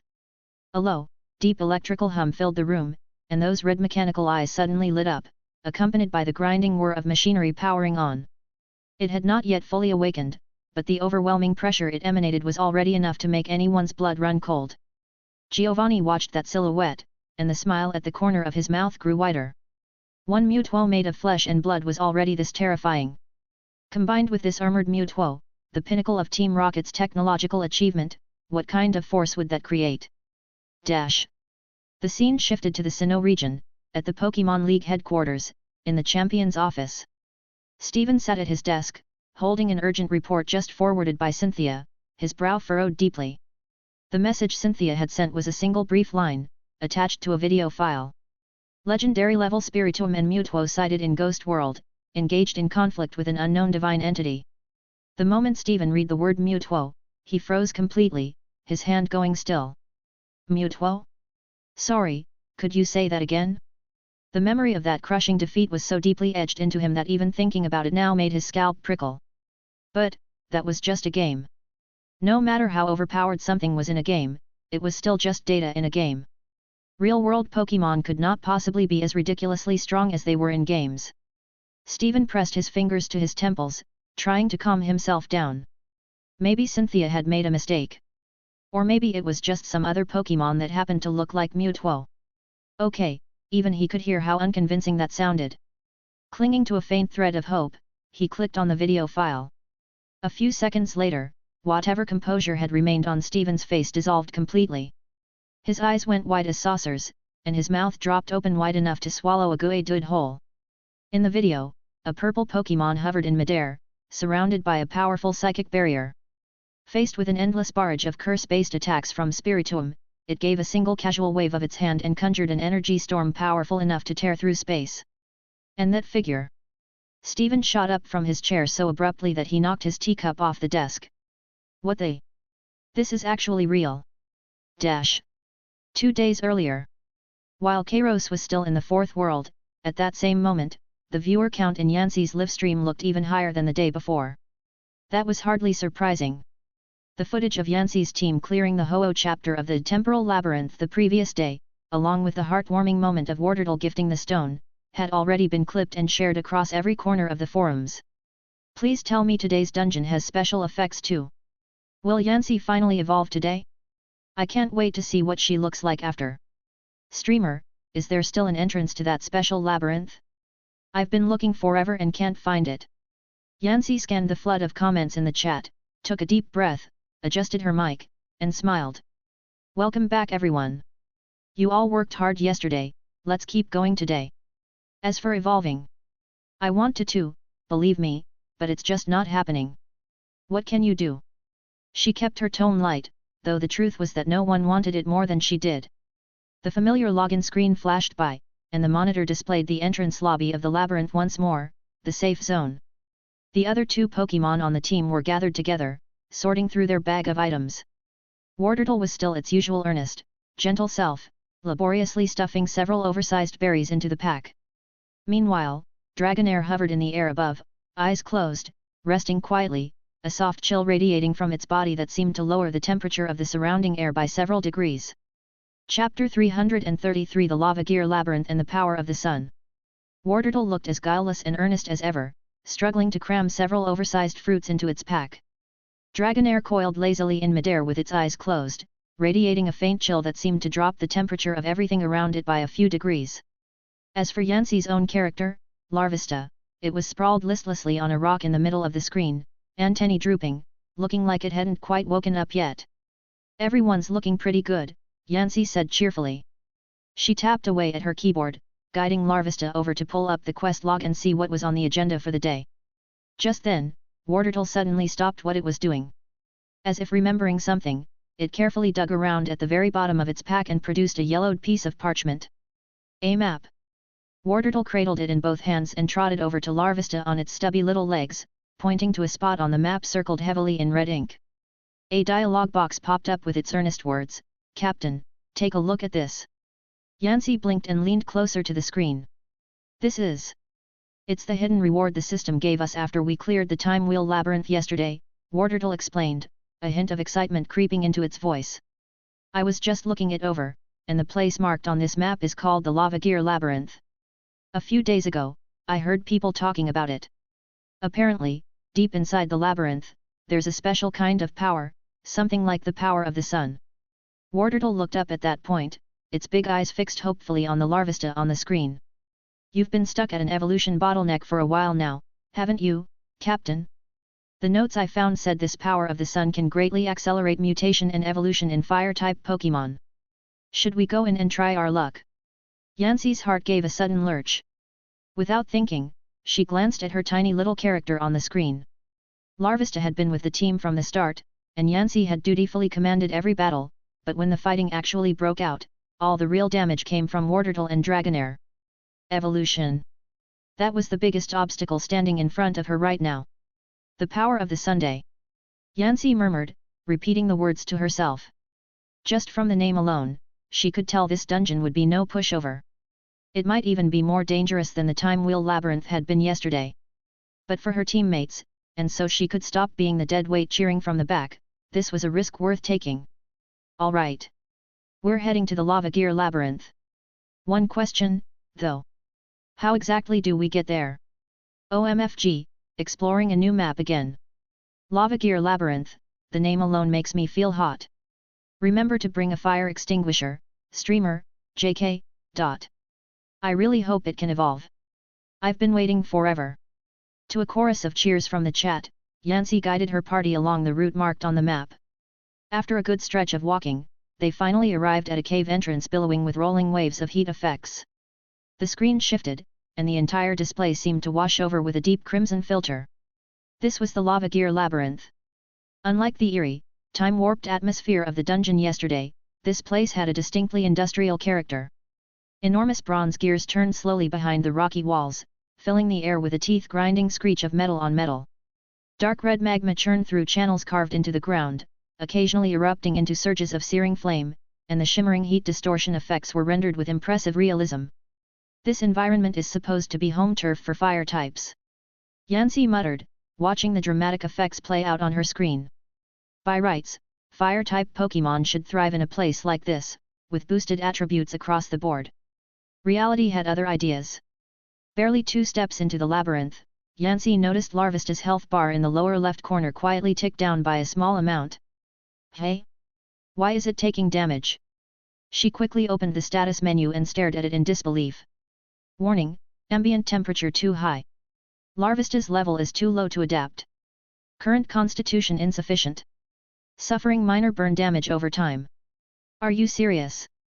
Yanxi let out a short, incredulous laugh, half amused and half exasperated. I'm a fire type too. How does every other fire type get a buff here, but I'm the one bleeding out? Could this game be any more blatant about playing favorites? LMAOOO, called it. Weak fire indeed. This is the tragedy of low base stats. Even the environment bullies it. Pouring one out for the streamer. Larvesta really cannot catch a break. Resigned to her situation, Yanxi carefully steered Larvesta along the edges of the path, doing her best to avoid the steam vents puffing hot air across the floor.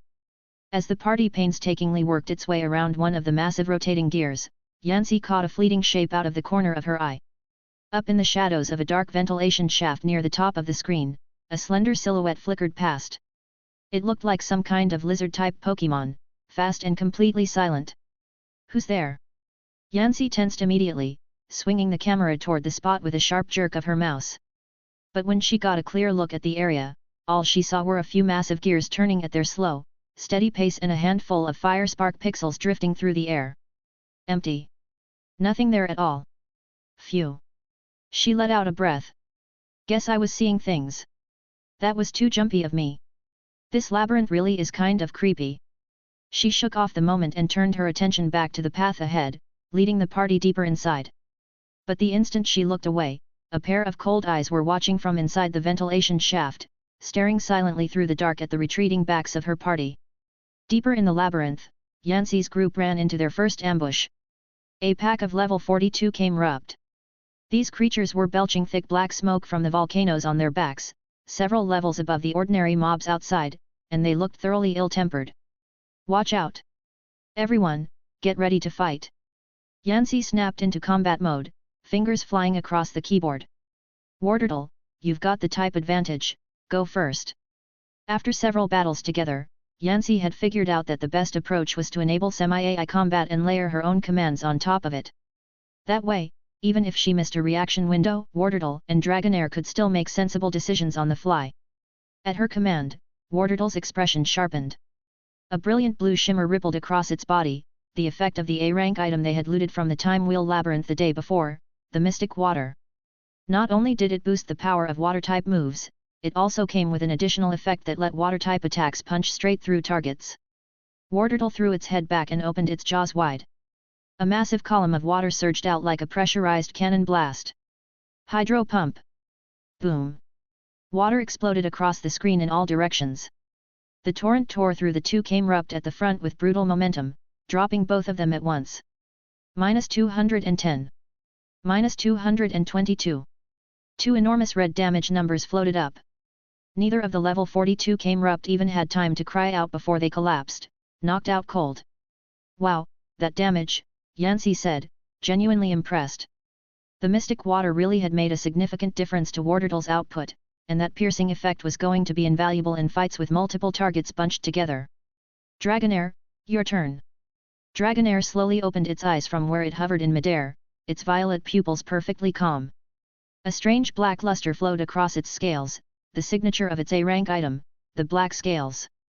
The accessory gave a small boost to all stats and infused its dragon-type moves with an armor break effect, shaving down the defense of any target it struck. Dragonair let out a low, resonant note, and the air around it seemed to shudder in response. Dragon Pulse. A wave of deep violet energy rolled outward like a breaking tide, washing over the remaining Camerupt in an instant. The ground shook with the impact. When the dust settled, every last one of them was down. The experience summary window hadn't even loaded yet by the time the fight ended. Yancy stared at the field of spoils and blinked, still processing what had just happened. Watching both teammates perform so brilliantly, she guided Larvesta in to join them. But when she looked at the Camerupt, she hesitated for only a moment before pressing the skill key anyway. Larvesta spat out a small puff of flame at one of them, a Camerupt that had taken a direct hit from Dragonair's attack and was hanging on by a sliver of health. Puff! The little tongue of fire landed against the Camerupt's thick hide and did about as much as a gentle sneeze would. -15. A painfully small damage number drifted upward. Before Yancy could process it, the Camerupt that should have gone down suddenly exploded into action. The humps on its back split open and discharged a gushing plume of black-red smoke directly at Larvesta. Smoke screen. Yancy's eyes went wide.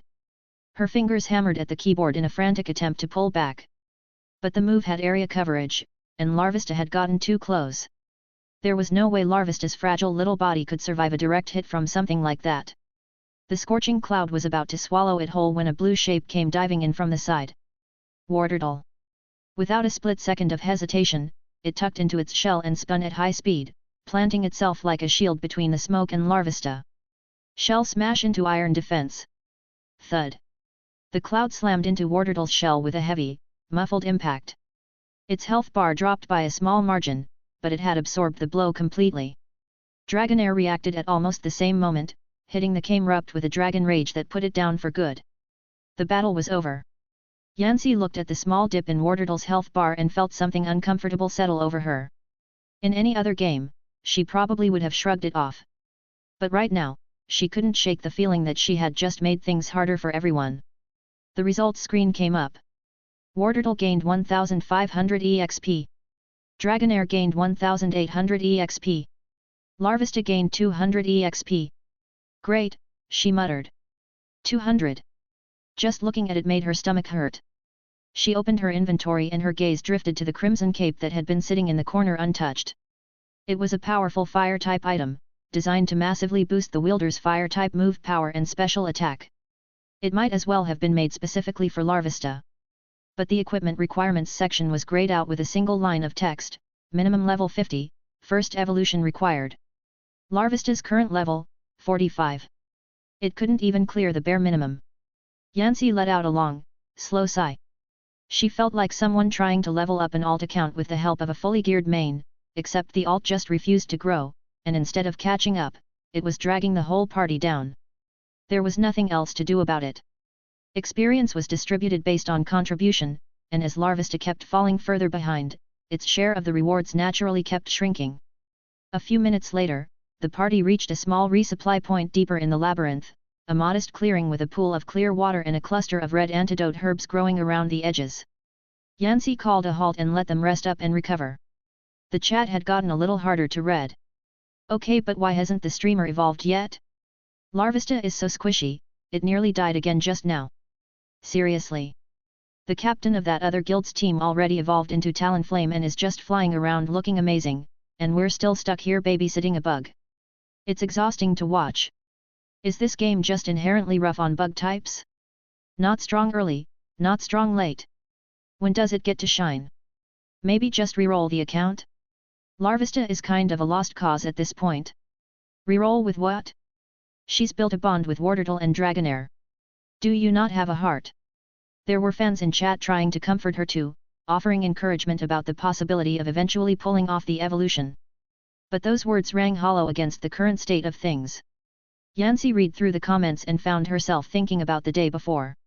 Right. She had dragged everyone down again. What else could she do? She still had no idea how to make Larvesta evolve.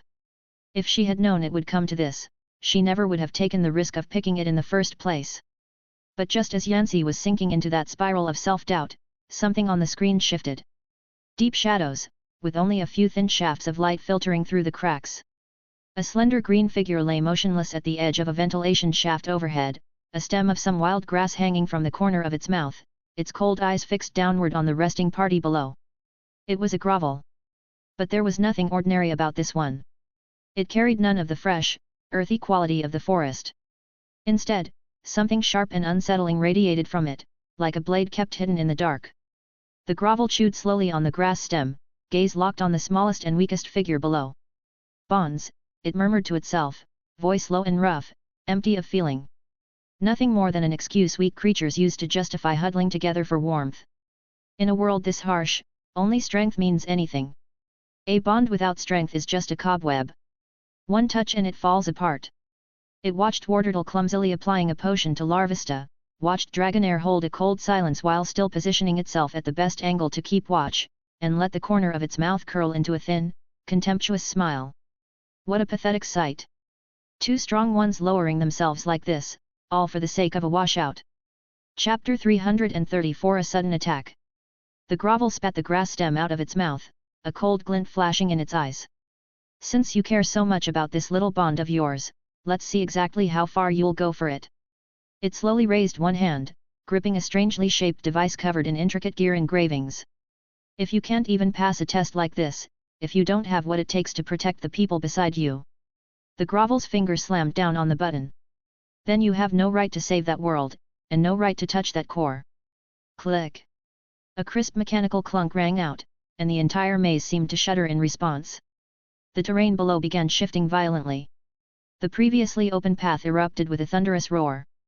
Massive gears tore up through the ground, slicing the floor into a series of narrow, constantly shifting platforms. The wild Pokémon that had been wandering the area seemed to be spooked by some invisible force, scattering wildly into the depths of the maze, or being herded by something unseen, all converging in the same direction. A ferocious roar soaked in dark energy surged up from somewhere deep in the maze. The sound was all savagery and madness, rattling the ground beneath Yancy's feet. The grovel stood above it all, watching with cold eyes. Go on then. Face what's coming. Let's see whether you cut that deadweight loose to save yourself, or throw your life away for it. The viewers watching the stream saw the whole cutscene unfold and went completely silent. What's going on? Where did this guy even come from? Monologue after monologue, is this supposed to be the villain? Seems pretty different from that other group we saw earlier. Can we just say he's kind of cool though? Meanwhile, Yancy figured out pretty quickly that she'd triggered some kind of story event. And judging by the look of things, not a good one. She scanned the rising gear platforms boxing her in on all sides, then the narrowing corridor ahead.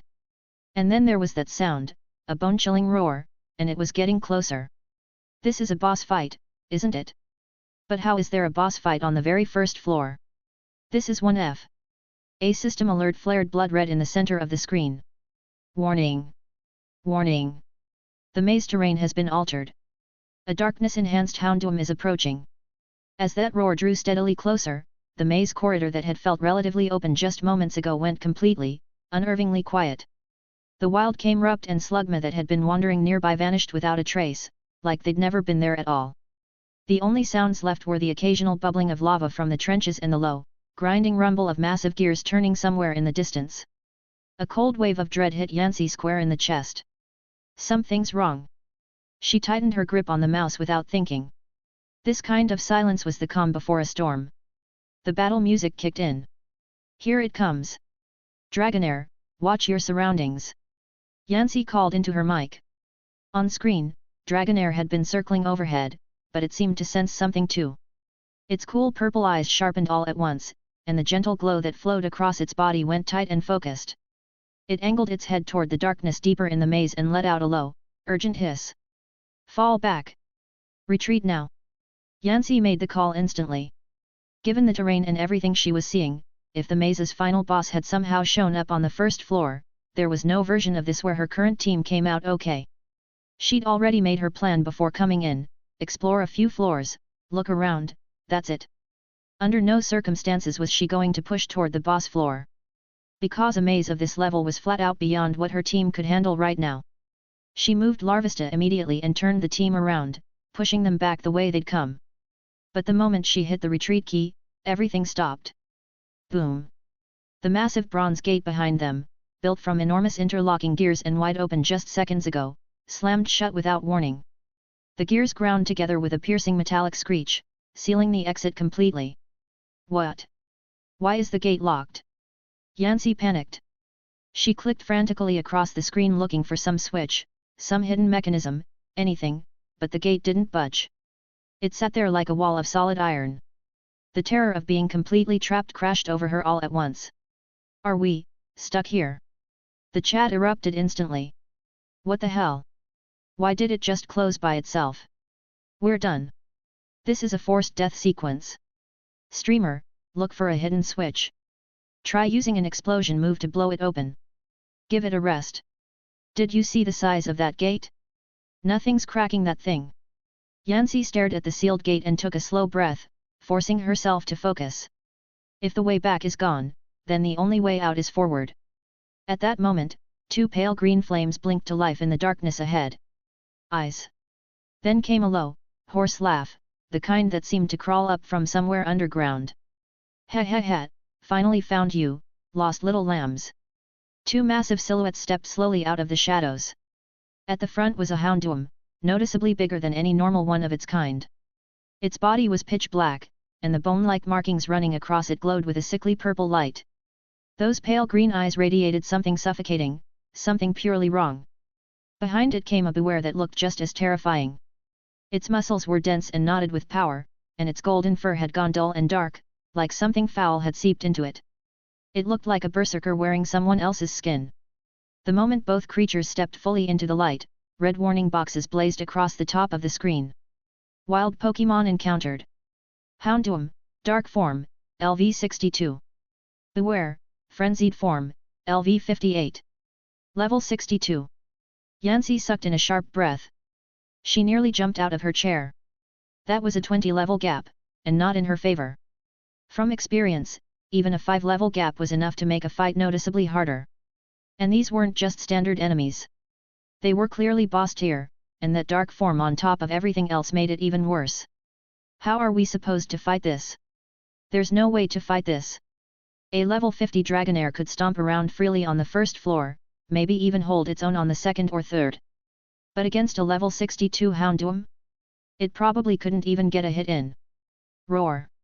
Houndoom let out a deafening howl and launched itself forward before Yancy had a single second to react. Dragonair, dodge! Dragon Pulse! Her fingers flew across the keyboard as she shouted the command. Dragonair moved fast. It threw itself backward and upward, charging a deep purple wave of energy in its jaws at the same time. Dragon Pulse! Boom! A massive surge of energy screamed across the corridor and slammed directly into Houndoom. But Yancy's stomach dropped almost immediately. The Dragon Pulse, which could normally rip through almost anything, hit Houndoom and barely made a dent. -36. Houndoom didn't even flinch. It was like getting hit with a paper ball. And that was with the defense bypassing item already equipped. That defense, is it even real? Yancy stared at the screen, barely believing what she was seeing. Houndoom's mouth curled into something like a smile. It opened its jaws wide, and a column of flame that was pure, dead black began building in its throat. Fire blast! Die! Houndoom snapped its head forward, and the black flames shot out like a bolt from a cannon, crossing the distance in an instant. Dragonair! Bang!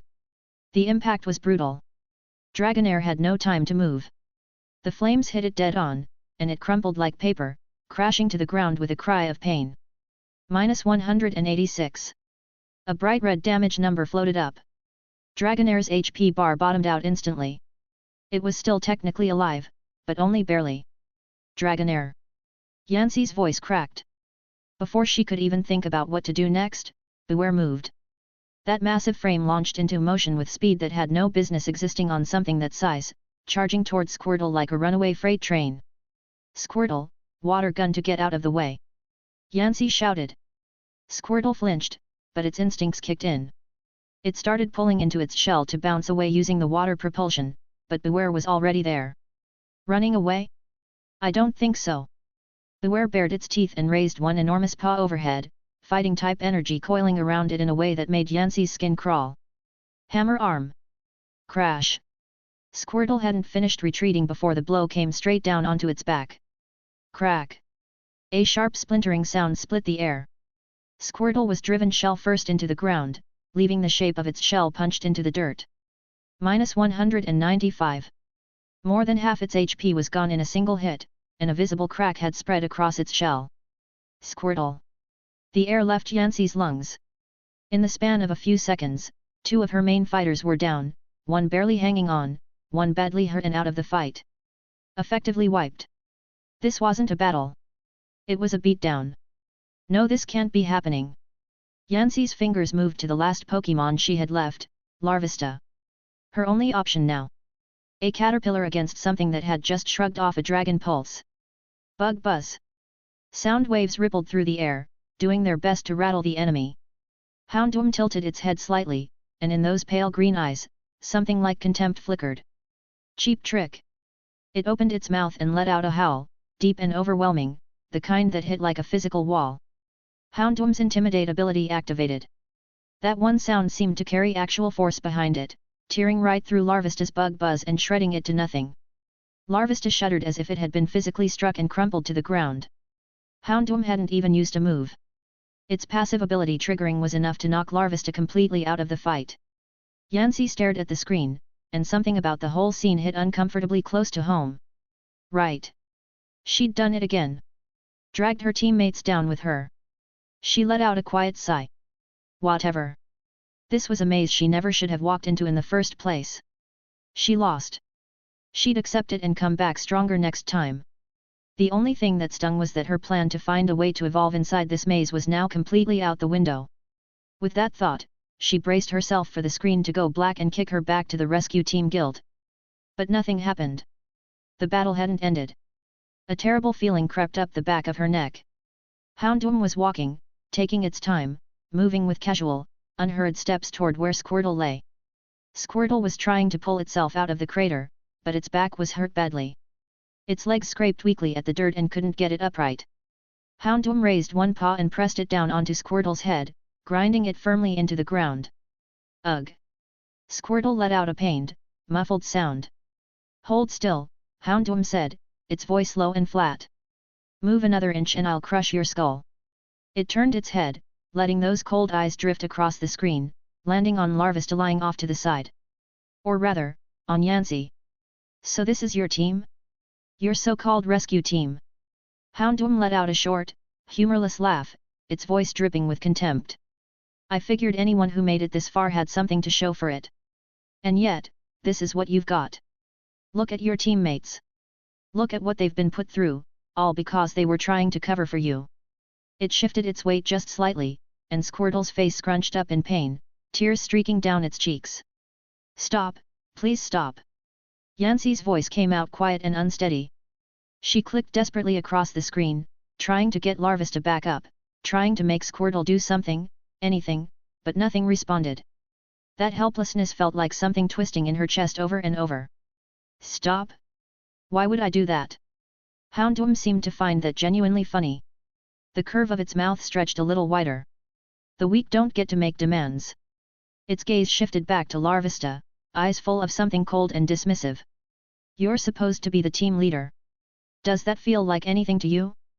Do you think that just because you have people with you, you get to evolve, you get to be stronger? Too bad. You haven't earned that. Take a good look at yourself. Low level, moves that barely register. You're not leading anything. You're just something they have to carry. Dead weight. A liability. Team leader. Sure.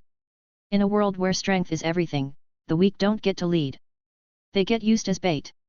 If it weren't for you, your two teammates might have already cleared this maze and walked out with their reward. Instead, they're here, fighting for someone who's holding them back, waiting to get put down. Chapter 335 Breaking Free from the Cocoon, Volcarona descends. Every single word made Yancey's expression grow darker. The stream chat had gone completely silent, as if the brutal scene playing out on screen had knocked the breath out of everyone watching. The few comments that trickled through were heavy with resignation. What it said, as brutal as it sounds, it's kind of hard to argue with. Larvesta really is just too weak. Honestly, without it holding them back, Dragonair and Wartortle probably would have bailed a long time ago. God, that Houndoom is such a jerk. Who even talks like that? Yancey stared at Larvesta's nearly empty HP bar, at Wartortle pinned under that foot and twisting in pain, at Dragonair crumpled in the distance with no sign of whether it was even still alive. Should I have never picked Larvesta? The thought rose up before she could push it back down. In that moment, she wasn't watching a game anymore. She was inside it.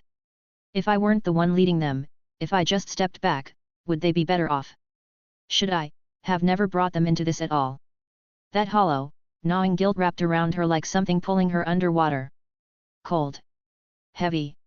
Inescapable. This wasn't a game to her. Wartortle, Dragonair, Larvesta. They weren't data. They weren't code. They were her partners, her friends, the ones who had been with her through everything, every win and every loss. And now they were being put through this because of her. That hurt 1,000 times worse than anything that could happen to her own character. Just as her emotions were about to give way completely, the Wartortle pinned under that foot moved. Its cracked claws dug into the mud, its nails splitting, its blood seeping through. But it kept going. Straining to lift its head. Fighting to drag itself forward even an inch. L leader.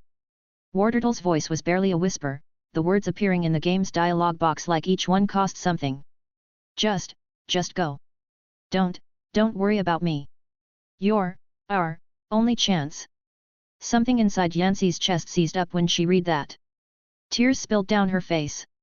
Run? Run where? The Houndoom let out a cold snort. The dark flames under its foot flared higher, searing Wartortle's skin. Nobody's going anywhere today.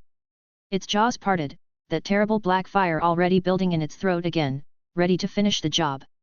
No. Yancey slammed both hands on the desk and shot to her feet, the impact thunderous. I am not letting you hurt it. Her voice cracked. Every bit of fog and grief in her eyes burned away in an instant, replaced by a fury she had never felt before. I said no. She dropped back into her chair and locked both hands around the mouse. On screen, Larvesta, which had been trembling flat against the ground, seemed to feel something. That raw, burning rage pouring off Yancey. It stopped shaking. Slowly. Inch by inch. It began to get up. Its body was still tiny. Its HP bar was nearly gone. But something was radiating from it now, something that had no name in the game's systems. Not a move. Not an item. Just a strange, extraordinary light. Oh. The Houndoom looked at Larvesta with mild interest, something almost amused crossing its expression. Still got enough left to stand? Fine. At least you'll go out on your feet. It took aim. For one impossible second, nothing moved. And then, the scales across Larvesta's body ignited. Not a passive burn. An active release.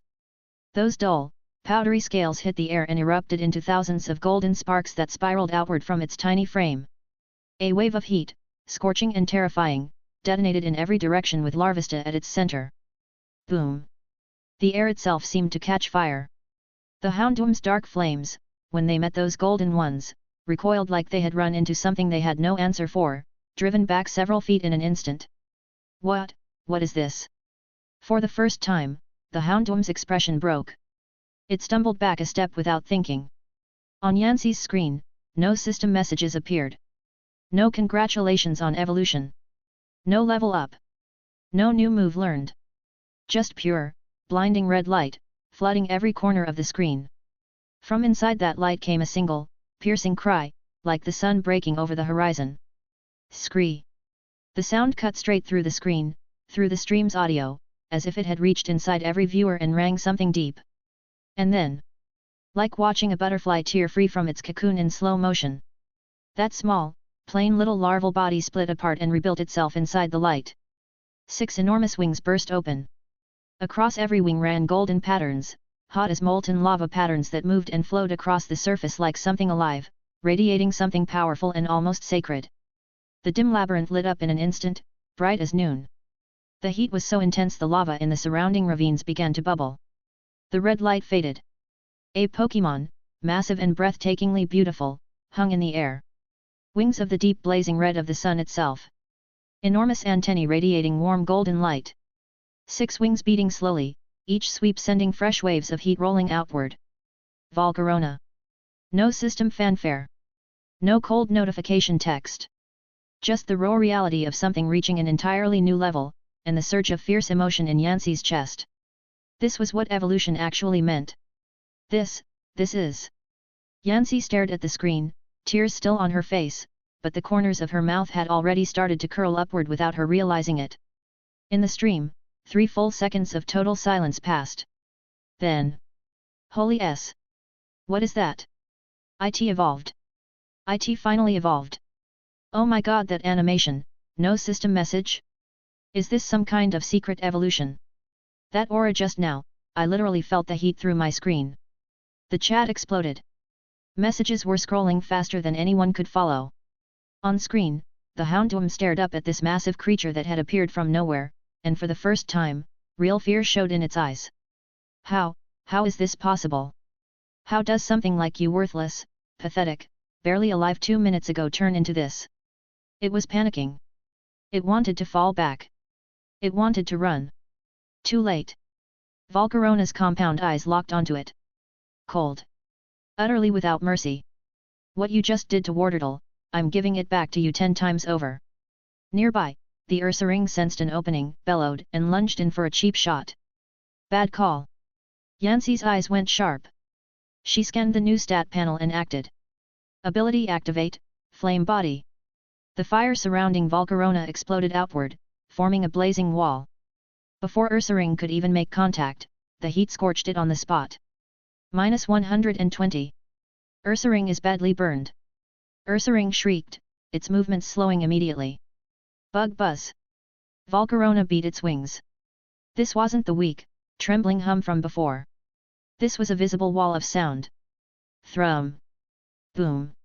A massive sonic wave laced with golden fire crashed straight into the Houndoom before it could recover. The Houndoom felt like its skull had been split open. The dark flame it had been charging shattered mid-cast. It coughed up foam and was hurled backward through the air. -145. Critical hit. Now, quiver dance. At Yancey's call, Volcarona swept through the air, every movement precise and deadly. As it moved, the thermal energy around it flooded back into its body. The status panel lit up in a cascade. Volcarona's SP. ATK rose. Volcarona's SP. ATK rose. Volcarona's speed rose. Volcarona was at its peak. Last one, for Warderdle. Yancey roared. Fire blast. Volcarona threw its wings wide. From its mouth erupted a massive pillar of fire, brilliant as the sun at its height. Every ounce of rage. Every drop of power. All of it, right there. Boom. Boom. Boom. The whole labyrinth shook. A towering column of fire swallowed the Houndoom completely. It tried to push back with its own flames, but against Volcarona's fire, it had nothing. A candle trying to stand up to the sun. -140. -215. -233. 3 damage numbers floated up one after another. The Houndoom didn't even get to scream. It was launched off its feet, smashed into the labyrinth wall, and slid down it like a rag doll, every ounce of fight gone. The 2 Ursarings nearby got caught in the shockwave and were knocked out instantly, dissolving into white light and disappearing. Battle over. From Volcarona's evolution to the last hit, under a minute. But in that single minute, every person watching felt their pulse spike. Yancy stared at the screen, now quiet and still, and felt the energy drain out of her all at once. She sank back into her chair.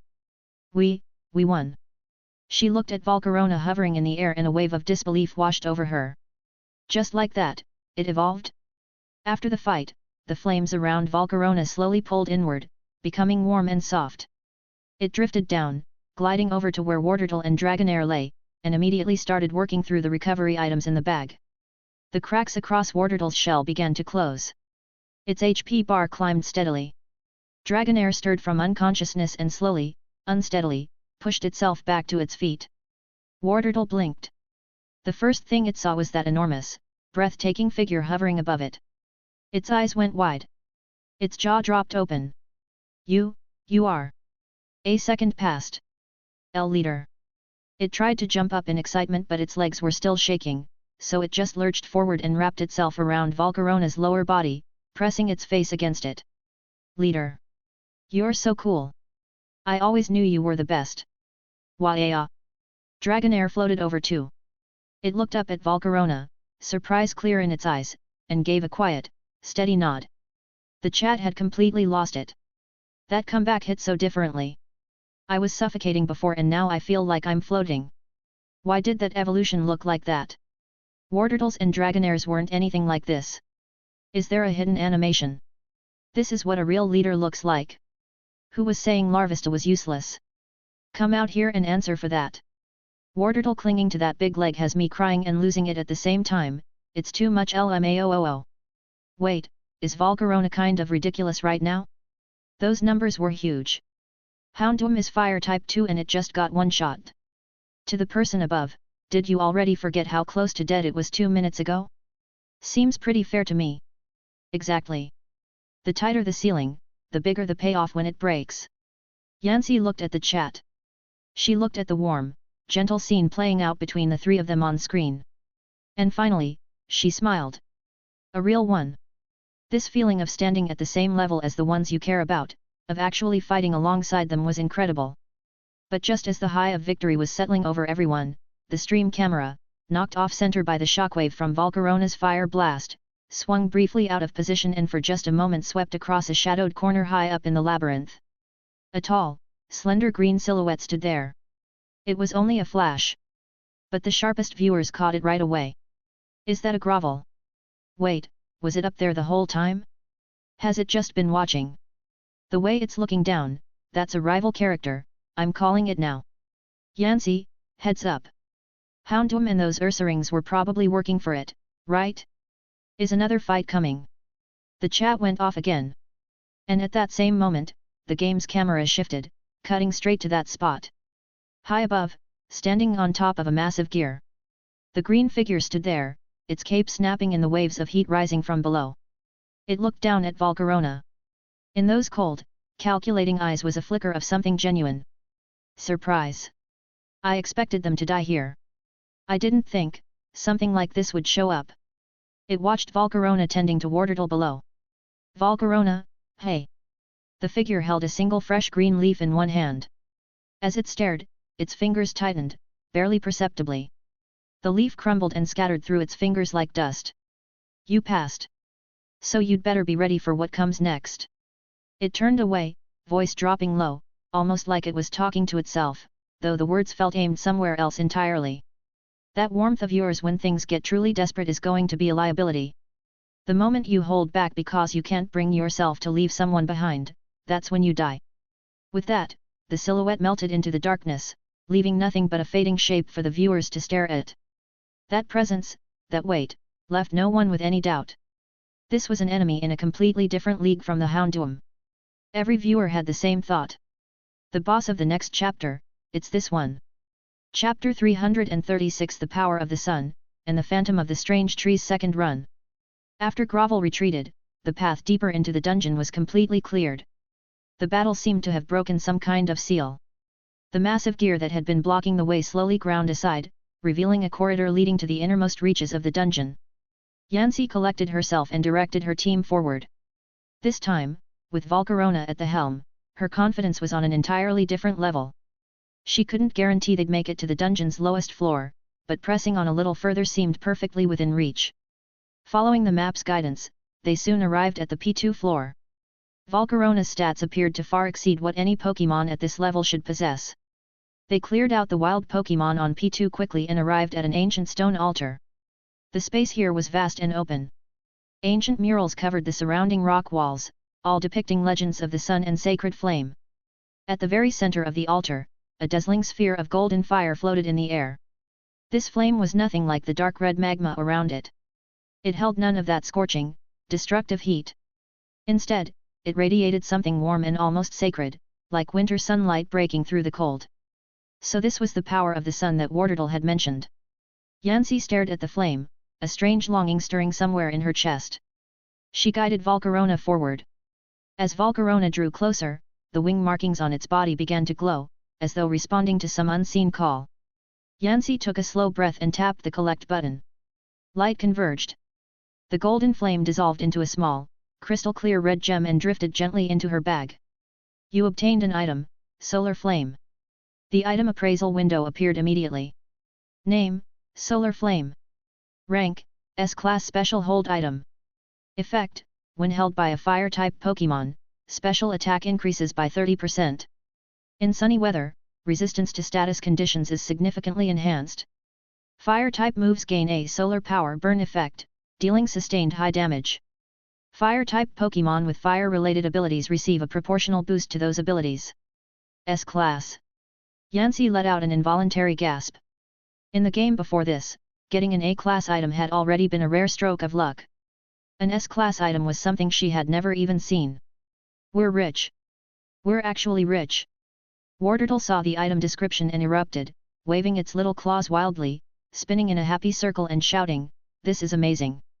An S-Class item, Captain! We're rich, we're rich! We're going to be the wealthiest rescue team in the world!" Dragonair circled in the air, eyeing the gem with a quiet nod, but the quiet nod it gave the gem said everything. Clearly, it understood as well as anyone that with this hold item equipped, Yancy's strength would climb to an entirely new level.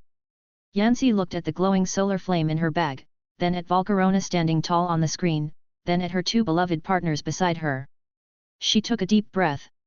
Something firm and clear settled in her eyes. The gloom from before had lifted completely. This is only the beginning. She spoke into the microphone, her voice bright and full of life.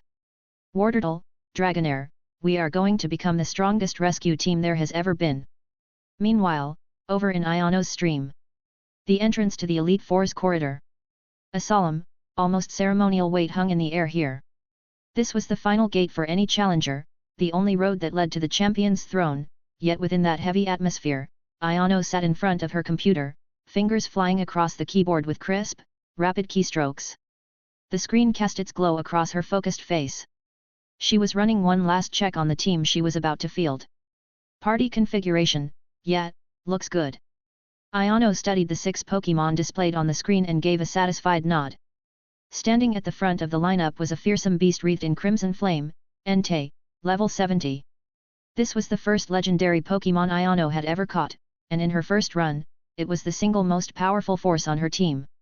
Behind Entei stood her electric-type core, a lineup she had carefully raised across the region, a level 56 Manectric, a level 55 Luxray, and a level 56 Reishu, along with her very first starter, a Blaziken that had grown all the way to level 63. The level distribution told its own story about how each team member had actually been used throughout the run. Basically, Entei had just been annihilating everything. All right, this should be fine. Iono took a slow breath, adjusted her posture, and let a flicker of confidence cross her eyes. Entei's level hard counters every Elite Four member, and these electric types cover my blind spots for any type matchups I'd otherwise struggle with. The Elite Four should be doable, right? She said it lightly, but that instinctive, white-knuckle tension that came with any final stretch made her grip the mouse a little tighter. Dark Phantom's difficulty had dropped noticeably from the midpoint onward compared to the original Emerald, but the memory of how brutal that game had been never fully faded, and a small part of her kept bracing for the other shoe to drop. Just as she was about to confirm her party and step her character through the Elite Four's doors, a red super chat blazed across the screen. Cabbage Lover, I've been buried in overtime all week and missed the stream entirely. I just walked into the room completely lost. What on earth happened in this game? The story feels totally different from what I expected. Ayano saw the message and paused, lifting her hand from the mouse. This was one of her long-time regulars. Might as well catch them up. She turned toward the camera and started ticking points off on her fingers. Okay, Cabbage, you really missed a lot. Short version, some Team Rocket code fragments showed up and started causing trouble, then this guy called Giovanni appeared, also a personality code, and he tried to use Rayquaza. Luckily, Kairos also used a personality code and self-destructed alongside them, solving the problem. She pulled up the game's replay function as she spoke and pointed to a particular segment. After that, the story follows the same track as Emerald. Groudon and Kyogre started going at it again in the Hone region, but I won't spoil the details. Seriously, go watch the VOD. The 3 legendary showdown is incredible. You'll regret missing it. As her explanation wrapped up, the chat exploded into discussion about the plot. The story content is way bigger than Emerald's. Feels like the author used Emerald as a foundation and built something much larger on top of it. Now that you mention it, it does mirror Emerald a lot with the Groudon and Kyogre stuff, though here it all plays out inside a dream. Dark Phantom feels easier to play through, though. And the lore is richer. That whole soul freeze mechanic was a really interesting touch. Still feels like we're only seeing the tip of the iceberg. We're about to clear the game and I still have no idea who the real villain is or where all those Team Rocket personalities even came from. That soul freeze thing sounded so deep. Did you actually understand it, streamer? Ayano read the chat scrolling past, and her brow furrowed slightly. Now that you mention it, something does feel a little off. She looked back at the screen, something thoughtful moving through her expression. The gameplay was fun and the story moved fast, but it does feel like things weren't fully wrapped up. The soul freeze concept got introduced without ever being fully explained. She shook her head and pushed the thought aside for now, reaching for her mouse again. Whatever. I'll worry about it after I take the championship. Maybe there's extra content after the credits. A small smile, then she squared her shoulders. Let's go. With a quiet, decisive command, her character pushed open the heavy doors and stepped into the Elite Four's chamber. The battle was about to begin. The first member of the Elite Four was Sydney, a specialist in Dark-type Pokémon. Against Ayano's team, her resistance barely registered. Entei, Flamethrower. Ayano called out the command with calm composure. On screen, Entei opened its massive jaws and unleashed a torrent of roaring fire that swallowed Sydney's Ariados whole the instant it appeared. Ariados has fainted. Red damage numbers floated high across the screen. A fully healthy Pokémon hadn't even survived one move. Honestly, is this actually easier than Emerald? Ayano watched the battle unfold and felt the tension slowly drain out of her. The corner of her mouth turned up. What followed was less a battle and more a one-sided extermination. Facing the signature Pokémon of the Elite Four's other members Salamence and Gengar among them, Entei dominated without question. The level 70 advantage, combined with a base stat total of 600 and favorable type matchups, meant nearly every move, whether the special side Flamethrower or the physical side Flare Blitz, resulted in an instant knockout. When a difficult matchup appeared, usually something water-type, Ayano smoothly rotated to Manectric or Luxray and let the electric coverage do its work. Thunderbolt. Clean it up. A final arc of golden electricity crackled across the screen. Champion Wallace's last Pokémon, Melodic, let out a cry and crumpled to the ground. The scene cut away, and the music swelled into something triumphant before the staff credits began their slow roll across a black screen, finally settling on the massive letters spelling out the end. Ayano let go of the mouse, stretched her arms wide above her head, and sank back into her chair with a long, satisfied exhale. Finally. Done. She looked at the ending screen, but the expression on her face wasn't quite triumph. It was something closer to wistfulness. The run had been enjoyable. But the difficulty. It really had felt like mowing a lawn. Compared to Emerald, this was basically beginner mode. She picked up her water bottle, took a sip, and stared at the credits, already running through her options for what came next. That cleared way too fast. Didn't even feel satisfying. Since I'm still live, maybe I should go back and pick up Emerald again. Actually, now I think about it, Dark Phantom was a blast, but Emerald is where the real challenge is. Might be nice to go back to a run that actually pushes me. Or I could check out that mystery dungeon game you all keep mentioning. She was already talking through her options and moving the mouse toward the window toggle, when the chat suddenly erupted. Messages were scrolling faster than she could read them, blanketing the screen. Don't switch. I don't think it's over yet. There's definitely a second run. Emerald had one too. You only just finished the first playthrough, right? There might be more story. Didn't you just wake up or something? Ayano froze. Her water bottle stopped halfway to her lips. She sat back up slowly, eyes locking onto the screen, something startled flickering in her expression. Wait. 3 colored cores? I thought that was just a normal story branch. She quickly turned the decision over in her memory. There had been a segment early in the game about choosing a core, but she had assumed at the time that it was just a side mechanic that affected item drops or some minor side content. Ayano set the bottle down and reopened the game window. If that's actually the case, then it all makes sense. No wonder the story felt like it just stopped. The real payoff must be somewhere beyond this point. As she spoke, the ending animation was already playing through. The image on screen gradually dimmed. The triumphant music softened, then faded completely into silence. The enormous "the end" letters hung there in the darkness, still and absolute, as though declaring the end of everything. Then, almost imperceptibly, something shifted. The frozen title screen began to ripple, as though the image itself were disturbed water. Then the screen cut to pure black, sudden and total, like an old television losing its signal. A long second passed. Then another. Wait. Why did it go black? Ayano blinked, and instinctively checked the game status. Did it crash? Or is this some kind of special ending effect? The chat ignited instantly. Don't touch anything. This is story content. It has to be. Just wait and see. While Ayano was still working through her confusion, a line of white text began to appear on the screen, character by character, accompanied by a rhythmic beeping like a heart monitor. Then the image gradually brightened, not into the familiar bedroom, but into a laboratory drenched in science fiction atmosphere. Precision instruments lined the walls, and pale blue light drifted through the air like luminescent mist. The camera angle slowly descended, finally settling on a hospital bed at the center of the room. Someone was lying in it. The player character. Ayano's avatar. This is, where? Ayano leaned in, scrutinizing every detail of the environment. This place looks familiar. Isn't this, that research facility? The one in Oldal Town. Chapter 337. Are you even going to let me play this game? As the camera slowly pulled back, a man in a white lab coat with disheveled hair stepped up to the hospital bed. He pushed his glasses up the bridge of his nose, his expression a complicated mixture of relief and deep concern. Kairos. Ayano recognized him immediately, the same man who had appeared in several cut scenes throughout the story.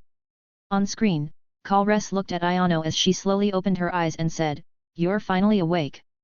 It seems your willpower is far stronger than I imagined." The protagonist appeared dazed, trying to speak but unable to make a sound. Kairos turned toward the enormous monitor in the lab, which was scrolling through streams of complex data, and began to explain. Even though you became champion in that world, it was, in the end, nothing more than a dream. Called it. Ayano slapped her knee and jabbed a finger at the screen. I knew it. I knew something was off about the earlier story. All that stuff about soul freeze and code, it was all happening inside a dream the whole time. The comment section exploded. I knew it. How could there be that many weird systems piled on top of each other? It was a dream all along. So it's a dream ending? Does that mean everything we did before was pointless? Okay, but streamer, that was one incredibly detailed dream. She even won the championship.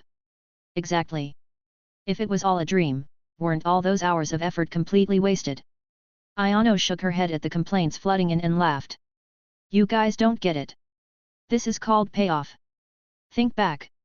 Wasn't there a weird device right at the start of the game? And that whole soul freeze concept?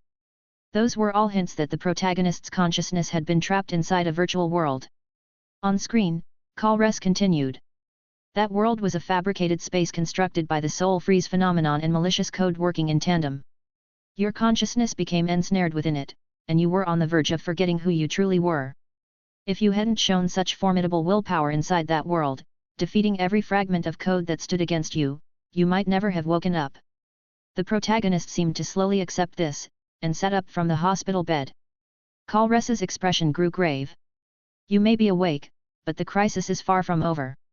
That dream world is gradually collapsing, and a fragment of your consciousness is still trapped inside it. If we don't resolve this completely, you may fall back into that sleep again, or worse. He left the sentence unfinished, but the implication was unmistakable. Ayano's earlier excitement gave way to sharp focus. So this was the main quest of the second playthrough. Kairos turned and picked up 2 blueprints from the nearby lab table. Each one depicted a feather radiating a strange, otherworldly glow. To fully repair the dream world, you'll first need to recover 2 things in our world. He pointed to the drawings. These are the lunar feather and the eclipse feather. One governs the opening of dreams, the other their closure. Only by finding both can I use them to stabilize your consciousness and bring this nightmare to a permanent end. The lunar feather, the eclipse feather. Ayano murmured the names to herself, quickly pulling up the game menu to check the quest log. Sure enough, both feathers appeared there with illustrations to match. They sound like they're going to be a pain to find. Kairos seemed to anticipate exactly that thought and offered a follow-up. According to my readings, the lunar feather appears to be resonating somewhere deep within the caves of change, while the eclipse feather may have been sealed away by some unknown force inside the forest manor in Petalburg Woods. The caves of change and the forest manor? I know both of those places like the back of my hand. Ayano let out a breath of relief. With a clear objective in sight, there was nothing to worry about. Sure, it had all been a dream, but at least her championship team was still with her. Wait. She stopped dead. A thought hit her, and her expression shifted slightly. If she had just woken up from a dream, did all those levels she ground inside it carry over? She quickly opened the party screen. There it was. Her Entei, proud and imposing at level 70, sitting right at the top of the list. Manectric and Luxray lined up behind it, right where they belonged. She let out a long breath and pressed a hand to her chest. She had been half convinced she'd be starting the second playthrough from scratch. Okay, chat, since the first playthrough wasn't too brutal, the second one probably won't go completely off the rails either, right? Our Entei should still carry us just fine. The comments flooded in immediately. You're getting cocky. This is the second playthrough. Come on, you're being way too paranoid. The caves of change? Isn't that just psychic types and normal types? Streamer's been there before. Exactly. With Entei leading, sweeping through the second playthrough should be a walk in the park. While the comment section debated, Ayano guided the protagonist out of the research lab. Where to go first? The caves of change were closer, so she'd head there for the lunar feather. She pulled up Fly without hesitation, and in a flash of white light the screen shifted. Moments later, she was stepping into the familiar cavern. The cave was just as dim and damp as she remembered, with patches of moss along the ground casting a faint, feeble glow. Same as always in here. Nothing's changed. So the layout stays the same for the second playthrough. She kept the protagonist moving and chatted idly with the comment section as she went. I remember the path to the back of the caves of change. The feather should be somewhere around there.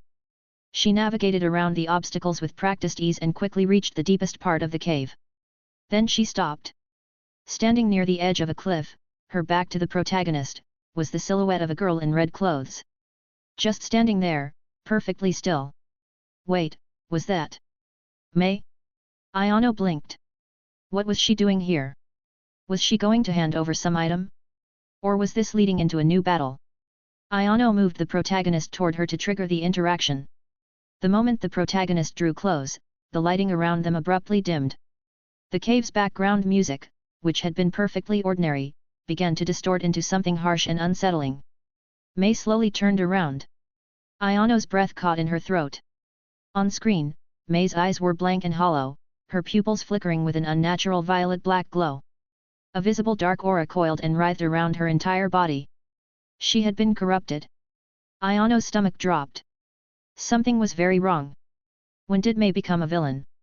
Before she could process it, the battle screen slammed into view. No dialogue. No build-up. No warning whatsoever. The screen just cracked open and dropped her straight into combat. Across from her, May's expression was cold as ice. And the first Pokémon she sent out was Blaziken? Seeing that familiar fire type, Iono actually relaxed a little. Oh, it's just a Blaziken. You scared me. I thought she was going to throw out a legendary or something. Even if the second playthrough bumped up the levels a bit, my Entei can definitely handle. She never finished the sentence. The screen erupted in a dazzling cascade of rainbow light, followed by a fierce, triumphant cry that rang with raw power. The brilliance was so intense it seemed to bleach the entire display. Iono instinctively narrowed her eyes, trying to make out what was happening. When the red glow finally faded, her pupils blew wide and she launched herself straight out of her chair. Hold on! Was that? On screen, the Blaziken that had stood there moments ago was utterly transformed. As the multicolored light dissolved, its feathers blazed with even more vivid color. Its previously modest wings had expanded into enormous, flame-sculpted pinions. Its whole body had grown by a full size, wreathed in fire that looked capable of consuming anything. The sheer pressure of its presence was palpable even through the screen. Blaziken has Mega evolved into Mega Blaziken. Mega Evolution. Iono's voice cracked with pure disbelief. This game has Mega Evolution too. She was genuinely stunned. During her first playthrough, she had actually gone looking for Mega Stones, just as she had in Emerald, and found absolutely nothing. She had concluded that Dark Phantom simply didn't have a Mega Evolution mechanic. And yet here it was. Did it only unlock in the second playthrough? The comment section had already detonated, scrolling so fast she couldn't read it. No way. Mega Blaziken. I'm losing my mind. Streamer is losing her mind. I am also losing my mind. They hid this in the game. That's absolutely unhinged. So this generation does have Mega Evolution. Check the level. Check the level. Iono's hand was trembling as she hovered her cursor over Mega Blaziken. LV70. LV70. Her mouth went dry. The same level as her Entei, and it had just Mega evolved. Was this even winnable? Her instincts as a veteran player kicked in through the panic, and she forced herself to calm down. She pressed the voice button. Forget it. Just throw damage at it and see what sticks. Entei, use flamethrower. Mega Blaziken was blindingly fast. In the very instant before Entei's flames could even launch, Mega Blaziken's silhouette blurred into motion. A streak of red and black flashed across the screen, and Mega Blaziken's blazing talons came down with devastating force, slamming into Entei with the weight of something catastrophic. Mega Blaziken used high jump kick. A terrifying red damage number floated up. Iono watched, frozen, as her Entei's full health bar vanished in an instant. It hadn't even gotten to move. It just collapsed, out of the fight completely. One shot. My Entei just got one shot. Her mind went blank and her grip on the mouse nearly gave out. What kind of damage output was that? Entei's bulk wasn't supposed to be weak either. And fighting didn't even hit it super effectively. How could the numbers be that astronomical? The comment section went absolutely nuclear. Oh my god! Entei just got deleted. Streamer, where's your Mega Evolution? Who was it that said the second playthrough wouldn't be that bad? Who said that? Use a defensive switch. Wait, no, it gets one shot even without a type disadvantage, so what's the point of switching LMAO? The prompt to switch Pokémon appeared on screen and jolted Iono back to reality. She scrambled at her controls. Switch out. Switch in Manectric. Her Manectric leaped onto the field. Manectric. Thunderbolt. She was counting on Manectric's speed advantage to salvage something. Reality had other plans. Mega Blaziken was even faster than Manectric. Mega Blaziken used Flare Blitz. Another column of flame crashed directly into Manectric. It didn't survive even a single hit. One shot, same as before. There is literally no way to fight this thing. Iono's voice had taken on a faint, desperate edge. She couldn't match its speed. She couldn't survive its damage. The numbers didn't make any sense for a level 70. This wasn't normal LV70 stats. There was no way. The next few minutes were, for Iono, nothing short of a massacre. Looks Ray? One shot. Reissue? One shot. The last two Pokémon on her team never even got to see the field before the ones before them were already down. On screen, the protagonist crumpled to the ground. Her vision blurred and bled to black and white. She had lost. Ayano sat there in silence, staring at the screen. I got wiped out completely.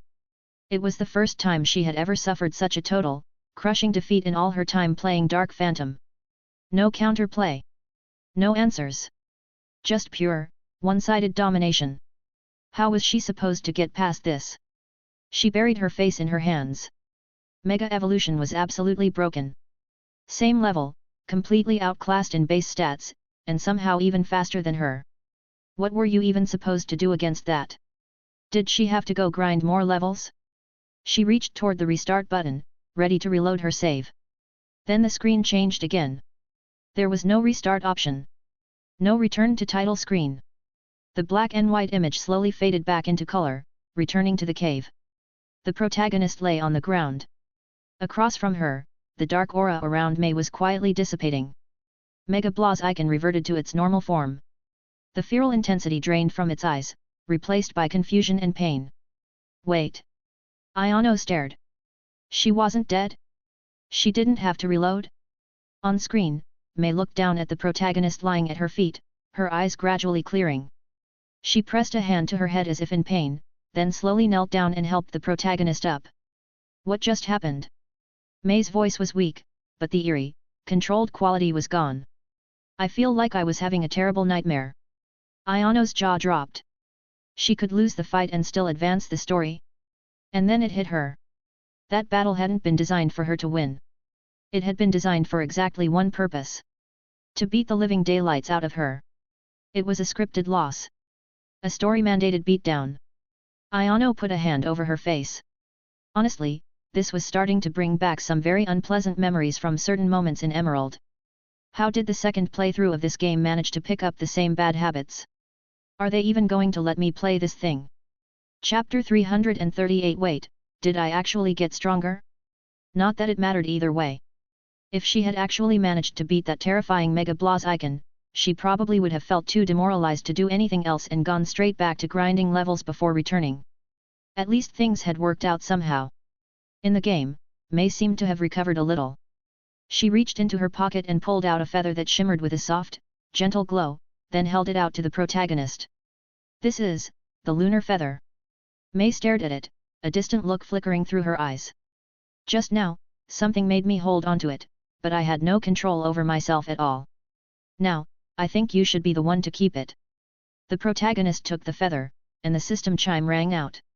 Key item obtained, lunar feather. Ayano let out a long, slow breath as she looked at the feather sitting in the item slot. Good. She had it. That was all that mattered. The whole sequence had been nothing but emotional torment, but at least she had come out of it with the item she needed. May looked at the protagonist with a slightly guilty expression. Sorry about earlier. I almost hurt you. And you should watch out for Wally. I have a feeling he ran into the same thing I did, wherever he was. He should be at the Forest Manor right now. Wally? Ayano felt her stomach drop. That little sister character, she had been corrupted too? Got it. I'll go check on her. May gave a small nod, then turned and walked out of the cave. Ayano kept the protagonist standing there, watching May disappear into the distance, turning things over in her mind. So this was how it was going to be. The second playthrough was ramping up fast, and Wally was probably the game's way of putting her in her place, a warning shot to let her know things were about to get serious. She looked at the hard-won feather in her hand, then at the 5 Pokémon in her party, every single one collapsed in near-fainted condition, and her expression went complicated. She had honestly expected to coast through the second playthrough the same way she had the first. Apparently, that was not going to happen. The chat was already reacting. Don't feel too bad, streamer. That was a mega evolution. Losing is the normal outcome there. Mega Blah's icon looks so cool, I love it. The game mechanic is actually pretty clever, letting the player progress through the story even after a loss. At least they gave you a way forward. But Wally's probably going to be rough too. Stay sharp. Streamer, have you thought about trying to get a Mega Stone? Ayano read through the comments and took a breath, resetting herself. Hey, it's fine. After everything green version put me through, my mental fortitude is basically unbreakable at this point. Honestly, harder is more fun. That said, if May was already that strong, I'm not going to assume Wally is any easier. I need to go heal everyone up and stock a lot more items before I go anywhere near that place. She opened the menu and used a max restore, bringing her whole team back to full health. The Forest Manor. Wally. She repeated the name quietly to herself and offered up a small, silent prayer. Please, please, please, no Mega Dragonite. No Mega Steelix. Anything but that. She guided the protagonist out of the Cave of Changes and took off. First stop, Slateport City. In a flash of white light, the protagonist appeared outside the Pokémon Center in Slateport City. Ayano did not go inside right away. She walked a lap around the city first, converting every last coin in her wallet into support items and healing supplies. Max restores, 10. Revives, 5. Antidotes. Burn heals. Stat boosting items. She muttered to herself as she stocked up. In a situation like that last one, if I had a defense up item ready, I could have at least tanked one extra hit. Might have opened up a little breathing room, okay, probably not much, but still. Regardless, I'm filling this bag to capacity before I go anywhere. I've got a feeling there are some brutal fights coming up. Once she was satisfied with her supplies, she guided the protagonist toward Petalburg Woods. The walk to the Forest Manor was quiet. Ayano said nothing for a while. She watched the character weaving through the trees and felt her nerves building with every step. May had mega evolved and was more than 10 levels above her party. So what was Wally going to be like? He had to be at least on par with May, right? Ayano thought back to the first playthrough, where Wally had already been a roadblock boss with genuinely solid strength. So how was she supposed to fight that? She exhaled slowly, opened the menu one more time to triple-check her items, confirmed everything was in order, and then steeled herself and walked through the entrance of the Forest Manor. The Forest Manor had always been one of the most unsettling locations in the Hone region. Right now, the atmosphere inside was so oppressive it felt like the air itself had weight. There was no music, only the sound of the protagonist's footsteps echoing through the empty corridors. The guide said to hug the left wall the entire way through. Ayano moved carefully, keeping the character pressed against the left side as she navigated the layout. Honestly, this maze design was miserable. One wrong step and you fell straight through the floor. She stayed alert, watching every corner, until she had wound her way through the loops and finally reached the center of the second floor. Someone was standing there. Wally. He was dressed in his sharp, cool outfit, back turned to the protagonist, completely still, like a statue waiting to be looked at. Ayano swallowed and slowly guided the protagonist toward him. Wally. As the protagonist drew close, Wally turned around. His eyes were exactly like May's had been. Cold. Blank. Empty of anything recognizable. Right. She had been taken over too. Ayano's heart sank. Her palms were starting to sweat. Without warning, the battle screen cut in. She locked her eyes on the screen, heart hammering. Please, no Mega Evolution. Please, please, please. Wally sent out his first Pokémon, Altaria. Ayano immediately checked the level. LV65. LV65. But that was not even the most important thing. The most important thing was this. No rainbow light burst across the screen. Ayano let out a long, shuddering breath. Okay. Okay. No Mega Evolution. Thank every legendary in existence. The level was a little above her team, but that was manageable. That was within the range of something she could actually fight. As long as there was no Mega Evolution, she had a real shot. The sight of that empty screen, no bursting rainbow, no dramatic transformation, hit her like actual sunlight. The battle began. Manectric leaped forward, electricity crackling across its fur. The opposing Altaria was faster than expected and struck first with Draco Meteor, a blue wave of energy slamming into Manectric and cutting its HP down significantly. Hold on. Manectric, Thunderbolt. Ayano called the move without hesitation. A bolt of gold lightning connected cleanly with the Altaria. The damage readout appeared, and the Altaria's health bar dropped by more than half. Yes. One more hit and it's done. Manectric ended up going down too, but Ayano switched in Luxray and finished off the Altaria without too much trouble. First one down. Her confidence surged. Wally was tough, but not on May's level.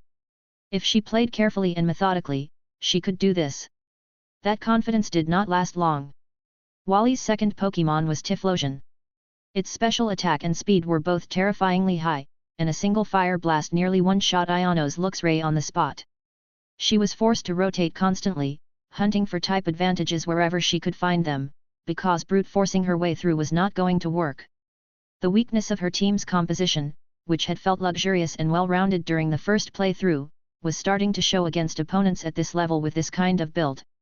That feeling crystallized when Wally sent out his third Pokémon, Gardevoir. Also LV65. Also well above Iono's team. The moment it appeared, Gardevoir fired off Psychic and left Iono's Entei hanging by a thread. That's it. No more clean plays. Time to brute force it with items. Iono gritted her teeth and started throwing supplies at the problem. Max Restore on Entei. Revive on Manectric. SP. Def up item. The battle dragged on, vicious and grinding. Iono watched her bag drain at a visible rate. Almost there. Just a little more. By the time Wally was down to his final Pokémon and Iono was left with a full health Entei and a badly wounded Manectric, her hands were actually trembling. She gave the last command. On screen, Entei went off one final time, scorching flames swallowing the opponent whole. The opposing Pokémon has fainted. You have won the battle. The victory jingle played. Iono slumped back in her chair and gasped for air like she had just sprinted a mile. She won. She actually won. She stared at the victory screen and felt like she had just crossed a marathon finish line. But winning by burning through an entire bag of healing items felt deeply strange, like something she had never actually had to do before. The chat flooded with reactions. That was solid play, streamer.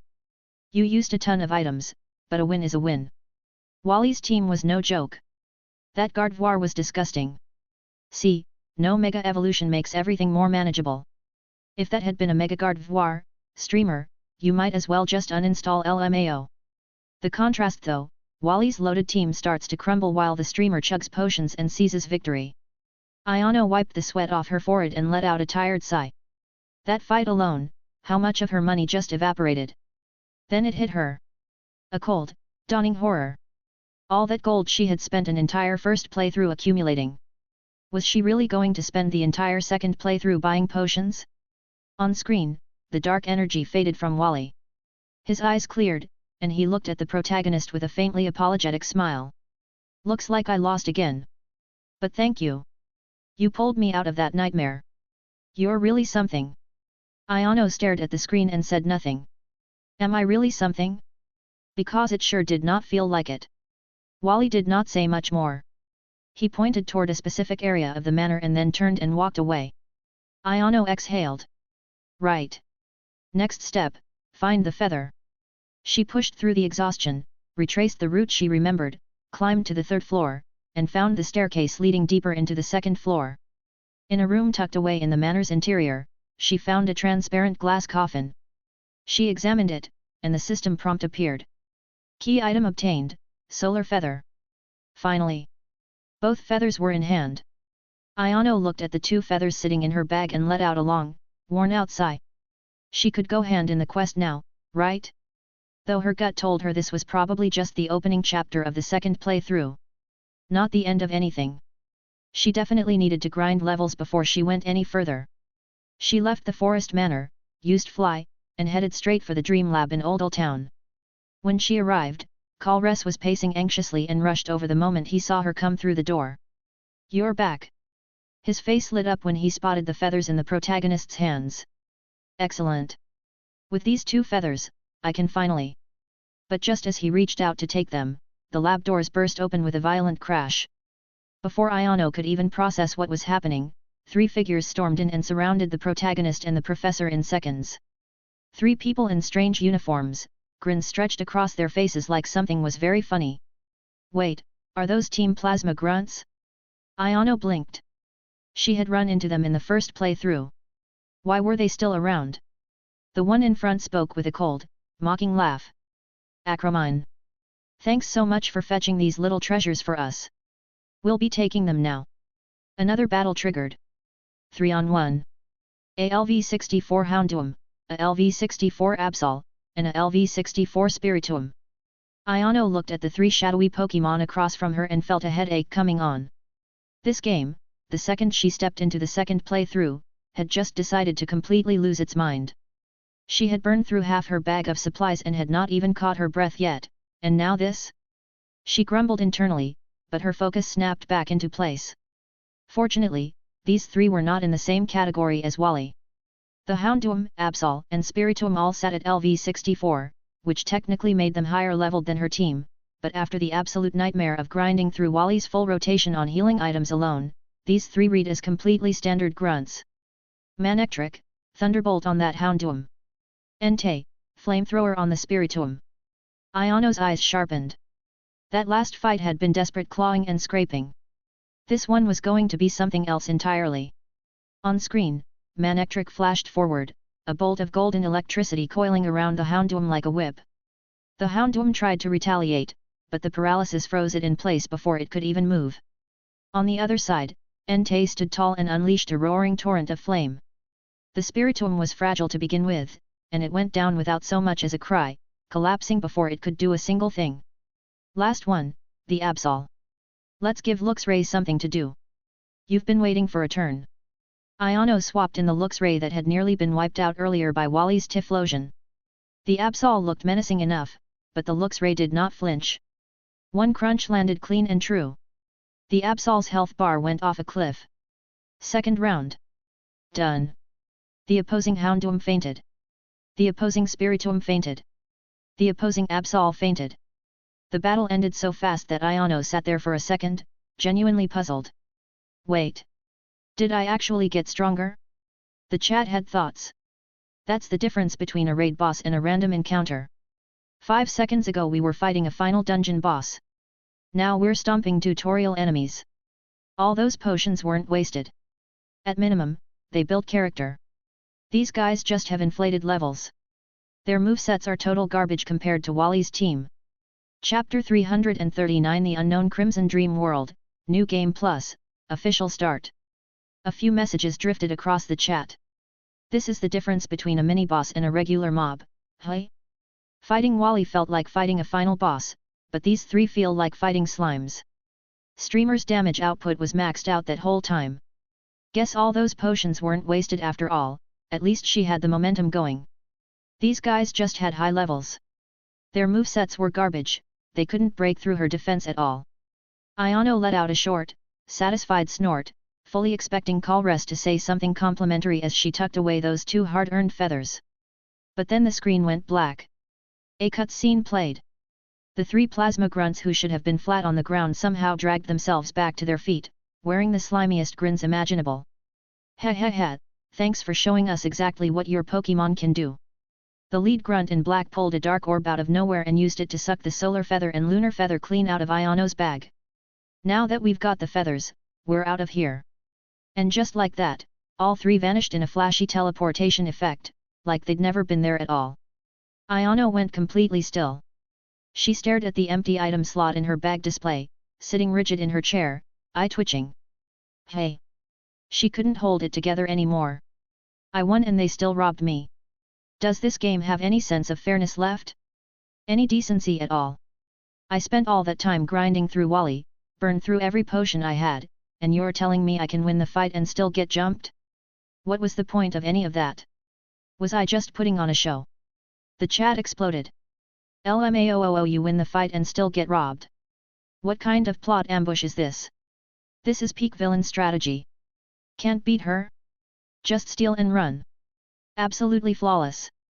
Streamer is losing it. She got done dirty by her own victory, what do you even call that? Don't be upset, this is just how the story goes.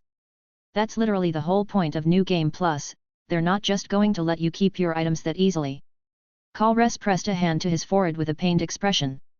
Damn it. I didn't expect them to have a device specifically designed to pull items off a Pokémon trainer. He looked up.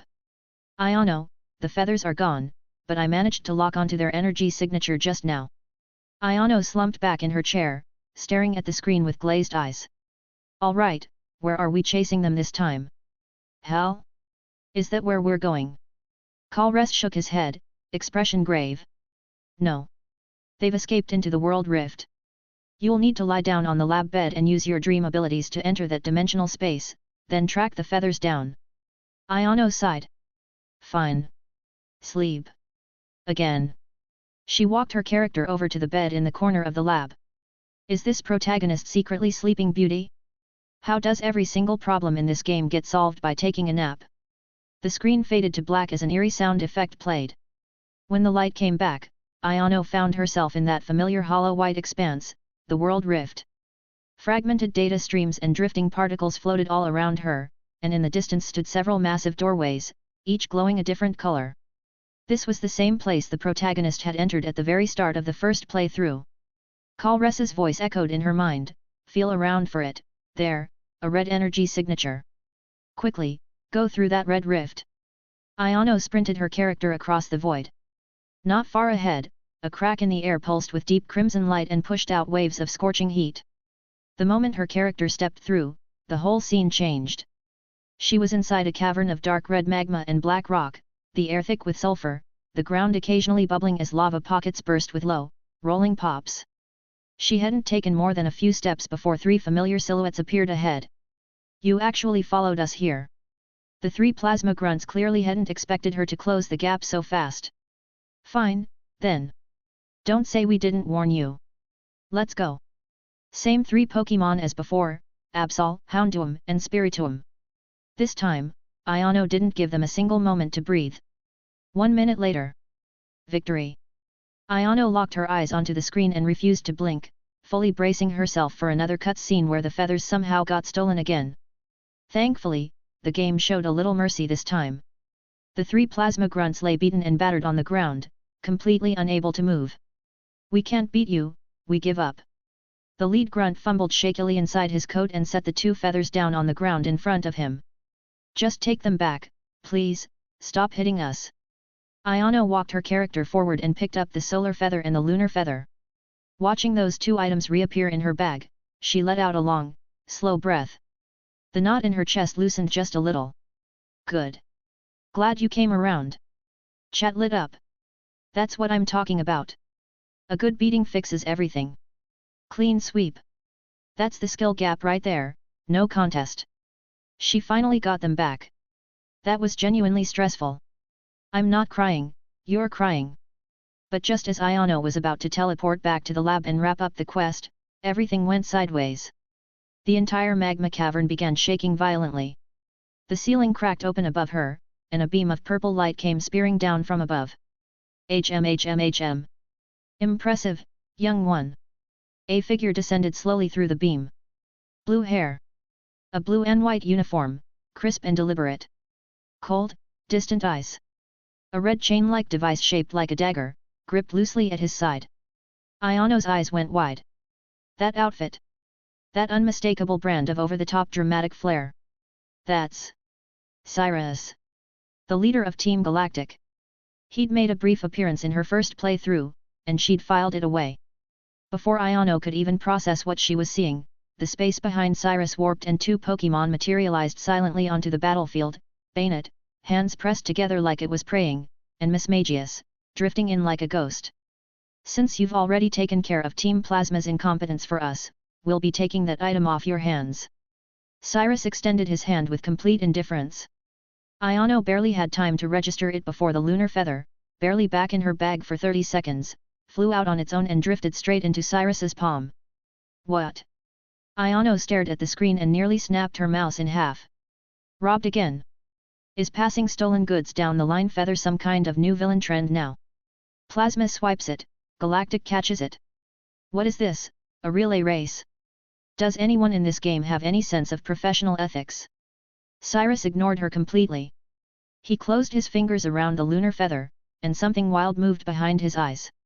This is it, the power to reshape the world. With this, the spear pillar plan will finally be complete. Farewell, interesting child. With that, Cyrus dissolved into purple light, lunar feather in hand, and vanished with Bayonet and Mismagius through the cavern ceiling, leaving Ayano standing alone in the empty magma cavern, holding one very lonely solar feather, completely at a loss. Chat went silent for 2 full seconds, then blew up. I am deceased. This storyline is an absolute masterpiece. The mantis, the cicada, and the oriole. Galactic is the oriole, Iono is the mantis, and Plasma is the cicada. Iono, I fought so hard just to end up as a delivery service, apparently. Cyrus, thanks for the feather, kid. Enjoy the rest of your run. This game is genuinely designed to wreck you mentally. First playthrough was such a power trip, and now it's payback time. Iono took a long, deliberate breath, her temples throbbing. I'm not mad. I'm not mad. At least I still have one. One is fine. One is enough. Kairos can probably make it work somehow. And if not, I'm going to track down that blue-haired guy and make him regret it personally. She walked her character out of the magma cavern and selected Awaken from within the rift. Back in the lab, Kairos was pacing anxiously. The moment he saw Iono return, he rushed over. Well? Did you get the feathers back? Iono's face was completely blank. She opened her bag and set the one remaining solar feather on the table. I got one. The other one got intercepted by Team Galactic's Cyrus. Kairos blinked, then looked genuinely thrown off. Cyrus? Team Galactic is involved as well? This is far more complicated than I anticipated. But he didn't look nearly as defeated as Iono expected. He picked up the solar feather and examined it carefully, and a flicker of real excitement crossed his face. It's all right, actually. This one feather, combined with the data I've already collected, is enough. Enough. Iono sat up a little. Wait, I thought you said the lunar feather was the critical one. Kairos adjusted his glasses and turned toward the large machine, typing as he spoke. The lunar feather was the key to opening the channel, yes. But the true core of this process was never the feather. It's the person.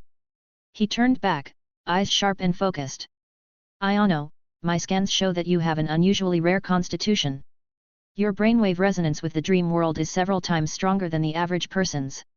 In practical terms, that means even without the lunar feather, you're capable of entering the dream world on your own with the right adjustments. Iono blinked. So I can do what the feather was supposed to do. Exactly. Kairos smiled. Come, lie down in the machine. I'm going to unlock your access to the second dream world. Half convinced, Iono walked her character into the strange device. The machine hummed to life, and a blue light beam swept slowly over her character's body. A system notification appeared on screen. System updating. New ability unlocked, free traversal of the dream world. New quest received, explore the second dream world and uncover the truth behind the world's collapse. When the machine powered down, Kairos helped her character up. Listen carefully, Iono. The second dream world is deeply unstable. It holds this world's shadow side. To permanently fix what's happening there, you'll need to build real strength and earn real recognition in the waking world first. You'll need to challenge the Pokémon League again and become champion. Only when you've reached the top, and formed real bonds with the most important people in this world, will you have what it takes to enter the depths of the dream world and repair its fractures. Iono listened, then gave a slow nod. So when you strip it all down, I still have to go clear gyms and beat the Elite Four. Sure. Fine. It's a classic setup. Done it once, I can do it again. Chat wait in. Got it. New Game Plus is just, do everything over from scratch. Except the difficulty is definitely cranked up this time. Wally alone was already insane. Become champion before you can explore the new world, so this is basically just the prologue. Go grind some levels, streamer. Iono looked over her team, a solid roster, wildly inconsistent levels. She sighed. Alright. Quest accepted. Let's go. But first. She glanced over at the bed in the corner of the lab. I need to take another nap. Sleeping Beauty energy, this protagonist. Kairos nodded toward the bed. Go ahead. This time, look for the blue door. It leads to the entrance of Dream Source Town. Sure enough, one more nap sent Iono back into the world rift. This time she didn't hesitate, walking straight toward the doorway pulsing with a calm, soft blue glow. She pushed it open, and a fresh breeze washed over her. No more suffocating manor. No more scorching magma cavern. What greeted her was a quiet, beautiful little town. Blue skies, white clouds, soft green meadows. The buildings had a warm, old-fashioned charm, and in the distance, snow-capped peaks rose above a murmuring stream. The usual location notification popped up in the top left corner, Dream Source Town. Ayano stood her character at the town's entrance, taking in the unfamiliar scenery, and found herself breathing out slowly. This is actually really nice. The art style, the atmosphere. It's genuinely calming. Let's hope the rest of it stays this way. She pulled up the map. It showed that this place didn't belong to any region she recognized. It was completely new territory. So this is what they mean by the second dream world. But wait, didn't Kairos say I should go become champion first? How did I end up here directly? Feeling a little disoriented, Ayano wandered around the town. There were very few NPCs, just a handful of figures drifting around without much purpose. She tried talking to them, but everything they said was cryptic and unsettling, things like the shadows are closing in and there isn't much time left. Yeah, something is definitely off here. Ayano walked toward the edge of town and found a road leading outward. Beside the road stood a prominent signpost with a symbol painted on it. The gym badge symbol. She didn't move for a moment. Just stood there, staring at that badge symbol, while the dread settled in like an old familiar thing. Chapter 340. Is this new game plus? Misty's fear of bugs. This is bad. My levels are nowhere near where they need to be. That fight with Wally already had me sweating, and if the gym leader here comes close to that, I'll just get steamrolled. I need to grind first. Ayano glanced at the map. There were trainers scattered up and down both sides of the road. Even if this is new game plus, the randos at the start should be total pushovers. Their levels shouldn't be anything crazy. Perfect. I'll use them to warm up and get a feel for where my team's at. With that, she steered her character toward a familiar-looking kid loitering by the roadside. Alright, let's see what you've got. Ayano tapped on the trainer. Battle triggered. The screen flashed white, and the kid tossed out his pokeball. Go, my ace. Ayano was already doing the math in her head. New game plus or not, this was still the first town, and her opponent was just some random kid in shorts. Whatever his ace was, it had to be some level 30-ish Mytaina or Linuan, right? But when the Pokémon landed and its name and level appeared on screen, Ayano's smile died completely. It was a tall, dark-type Pokémon with an absurdly over-the-top hairstyle and eyes that just begged to be punched. LV75 Grimmsnarl. Ayano. She rubbed her eyes. LV75. That was real. 10 levels above the nightmare Gardevoir Wally had thrown at her. Ayano's hand hovered in the air, frozen for a long moment. Honestly, she felt kind of numb. After a beat of stunned silence, the chat erupted. What the hell? LV75 Grimmsnarl? On a roadside trainer. Run Ayano. That's not an EXP pack, that's an EXP dad. Absolute suffering. Pure, exquisite suffering. The Gen 3 experience is back, baby. Ayano stared at the ridiculously over-leveled Grimmsnarl, then glanced at her own team's strongest, Entei at LV71, and felt the urge to cry. Some random guy on the side of the road was packing a level 75. Hey Kairos, you said this was a good place to grind. This isn't grinding. This is a straight shot to getting wiped. Meanwhile, in the third world, the night owl was staring at his computer screen, the bags under his eyes somehow even worse than yesterday, though those same eyes burned with a sharp, restless energy. Again. He muttered something about how this update speed made no sense, but his hands were already moving on their own. His fingers flew across the keyboard. Less than a day, not even a full day, had gone by, and the draft for episode 3 had already landed in his inbox. Is this person even human? Or do they have a whole team hiding behind the curtain? He kept talking to himself as he unzipped the file. Whatever he may have said out loud, his respect for this creator had long since crossed into something he couldn't quite put into words. That kind of output, at that level of quality, every single time without fail. This was someone operating on a completely different level. Let's see. Episode 3. Viridian Forest. The night owl scrolled through the storyboard, and the corner of his mouth tugged upward. Oh? A new character gets a proper intro, and there's a whole Caterpie storyline? Nice. He snapped into focus, drew a slow breath, and knocked back a cup of coffee that had gone completely cold. Alright. If they're going this hard, I'm not falling behind. The glow of the screen lit up his face as the sound of rapid keystrokes filled his room once more, deep into the night. 2 hours later. Dan the Demon King's live stream room. The screen showed gameplay from a popular shooter. Bang! Bang! Dan swung his character out from behind cover, fired 2 clean shots, and dropped an enemy. Phew! He let go of the mouse and sank back into his chair with a long, heavy exhale. He'd won the round, but there wasn't a hint of satisfaction on his face. Just boredom, the kind that sits behind your eyes and makes everything feel 2 inches further away than it should. He stared at the post-match screen, his eyes somewhere far away. Ever since he'd watched that Pokémon anime, every other game felt like eating cardboard. Flat. Pointless. Dan rubbed his temple, irritation creeping into his tone. I swear, not being able to watch more Pokémon might actually kill me. Not knowing when the next episode drops is legit painful. The chat was mostly idle chatter, and the whole vibe felt sluggish. Demon King's off today. He won, but his plays were noticeably sloppy. Yet, he looks checked out. Still thinking about that anime, lol same, when is episode 3 dropping? Don't get your hopes up. Animation that good takes at least 2 weeks per episode. Don't hold your breath. We can dream. Who doesn't want to binge 20 episodes of Pokémon straight? 20? Make it 100. Dan scrolled through the comments with a tired smile, and was just about to close the stream and sleep off the hollow feeling, when the corner of his eye caught a small red notification bubble next to his follow list. He almost ignored it, figuring some gaming streamer he followed had just gone live. But when his eyes drifted to the name attached to it, his whole body went completely still. Pokémon, Indigo League has just updated. What the? Dan shot upright so fast he nearly sent his headset flying across the room. He stared at the notification, wide-eyed. He had to be seeing things. It updated.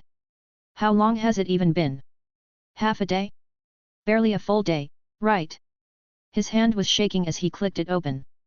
The familiar interface loaded, and there in the playlist, clear as day, sat a brand new entry, Episode 3, Viridian Forest, the capture operation. Dan felt his heart slam against his ribs. He yelled it out loud, voice cracking with barely contained disbelief. Everyone, wake up! Don't you dare go to sleep! Episode 3 just dropped. It actually updated. The chat, dead quiet just moments ago, exploded like someone had set off a bomb under it. No way! Is this real? Oh my god! I see it too! It's real! What is happening? This is 2 days in a row. They dropped episode 2 yesterday. This production team must be living inside their computers. Less talking, more watching. Demon King, I need to see what happens after Misty starts chasing Ash. Dan took a deep breath and pulled himself together. He closed the game and pulled up the Pokémon Indigo League player full screen. Alright. No more wasting time. Let's go. Episode 3. He hit play. The viewer count started climbing fast. The screen brightened. Soft, nature-infused music drifted in as the scene opened on a wide, lush forest. Sunlight filtered down through a thick canopy of leaves in shifting, dappled patches, and birdsong layered in from every direction. Everything felt alive. Viridian Forest. Along a winding trail through the trees, Ash and Pikachu walked side by side.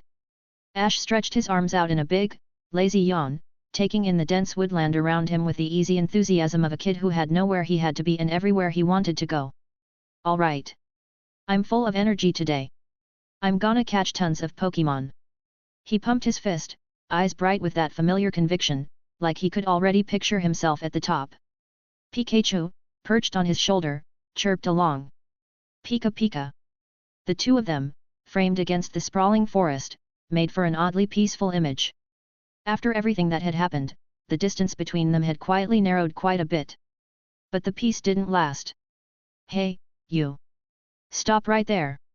A sharp, indignant voice rang out from somewhere behind them. Ash stopped and turned around, puzzled. Hey! The chat lit up immediately. She's here! She's here! Ash, run! Your debt collector just showed up! Ha ha ha, here comes the suffering arc, I am so ready! The camera cut to Misty ponytail blazing, already at a half jog, closing the gap fast. She stepped in front of Ash and planted herself right in his path, hands on her hips, eyes practically shooting sparks. Ash looked at this girl who had appeared out of nowhere and blinked. You are. Misty didn't answer. Instead, she dug something out of her bag and shoved it directly into his face. It was a tangled, blackened heap of scrap, still covered in scorch marks, completely unrecognizable as anything at all. Ash tilted his head and studied it carefully. Is that trash? The entire chat lost it. Ha ha ha, Ash, you absolute legend. This boy has zero survival instincts. That's her bike. The bike you fried. Misty, my precious dowry, crossed out, my bike. You ruined it. Ash's self-awareness, negative. Truly beyond saving at this point. On screen, Misty went completely still the moment the word trash left his mouth. Then, in that classic exaggerated animation style, her head appeared to swell to twice its size. The background erupted into roaring flames. You little! She let out a shriek that shook the trees. How is that trash? That's my bicycle. The one you destroyed. Ash flinched at the explosion and seemed to shrink where he stood. I'm really sorry about that. He scratched the back of his head, wearing the most genuinely baffled, innocent expression imaginable. But Misty was nowhere near done. She reached out and grabbed Ash by the ear, twisting hard enough to make him yelp. Sorry doesn't cut it. Pay me back. I want a brand new bike. Pikachu, watching the whole thing from the sideline, slowly covered its eyes and looked away. The comments flooded in. Pikachu playing dead is peak comedy. He's been through this before, you can just tell. She's got him now. Ash is suffering and it's only going to get worse, lol. Is this the main heroine? The enemies to lovers energy is immaculate. Officer Jenny catching a stray for absolutely no reason whatsoever. Ash, on the verge of actual tears from the ear twisting, threw his hands up. I really don't have any money. But I swear, once I become a Pokémon Master, I'll get you a brand new one. I promise. The words Pokémon Master made Misty pause. The grip on his ear eased up just slightly. She let go, crossed her arms, and turned away with a sharp scoff. Pokémon Master? You. Her voice was dismissive, but something shifted behind her eyes, a small, quiet flicker of something that might have been curiosity. Fine. Then I'm coming with you. I was already traveling anyway. Until you pay me back, don't even think about trying to ditch me. Ash blinked. Then, with the long-suffering look of someone who had already accepted his fate, he let out a slow exhale. Seriously? All right. Fine. And just like that, the threads of their fates were officially, and permanently, tied together. The next stretch of scenes followed Ash and Misty pushing deeper into Viridian Forest side by side. Misty still insisted she was only there to make sure Ash didn't take off, but the forest around them was beautiful enough that her mood had, gradually and almost against her will, started to lift. Then the underbrush nearby rustled. A small green shape crept out from the grass. It had red antennae, a segmented body, and wide, endearingly dopey eyes. Ash's own eyes lit up on the spot. He whipped out his Pokédex and pointed it. Caterpie, the worm Pokémon. It releases a powerful odor from the antennae on its head to repel enemies and protect itself. The chat moved fast. Ah! What is that? It's adorable. A bug. That's a bug. Wait, so there are bug-type Pokémon? Are they all based on real animals? It looks kind of like a silkworm, but like, a really big one. Ash didn't spare a single thought for how Misty might react. He reached for a Pokeball from his belt. Go, Pokeball. No battle. No setup at all. He just chucked it, and the ball sailed through the air and bonked Caterpie right on the head with a clean thwack. A flash of red light, and Caterpie vanished inside. Misty put her hand over her face. That's not how you catch Pokémon. You're supposed to weaken it in a battle first and then throw the ball. But the Pokeball hit the ground and rocked once. Ding! A clear, bright chime rang out. Catch successful. Ash jogged over and picked it up, striking a triumphant pose. I caught a Caterpie. He let it right back out. Come on out, Caterpie. Caterpie appeared in the grass. It looked up at Ash for a moment, then slowly, cheerfully began making its way toward Misty. Caterpie. It seemed to be saying hello. Misty looked at the small green creature wriggling in her direction, and the color drained from her face instantly. Ah! It's a bug, it's a bug. Stay away from me, stay away. She scrambled back and pressed herself behind Ash, her voice shooting up several octaves. I hate bug-type Pokémon. Ash scooped Caterpie up in his arms and turned to stare at Misty, genuinely lost. Misty, that's so mean. Caterpie is cute. Look at it. Misty leaned out from behind him just far enough to get one look at the wriggling green caterpillar, and immediately shuddered back into hiding. There is nothing cute about that. It's disgusting. Keep it away from me. Additionally, if you would like to request novels and access my Google Drive where I have 200+ audiobooks, then you can join my Patreon. Link is also provided in the description.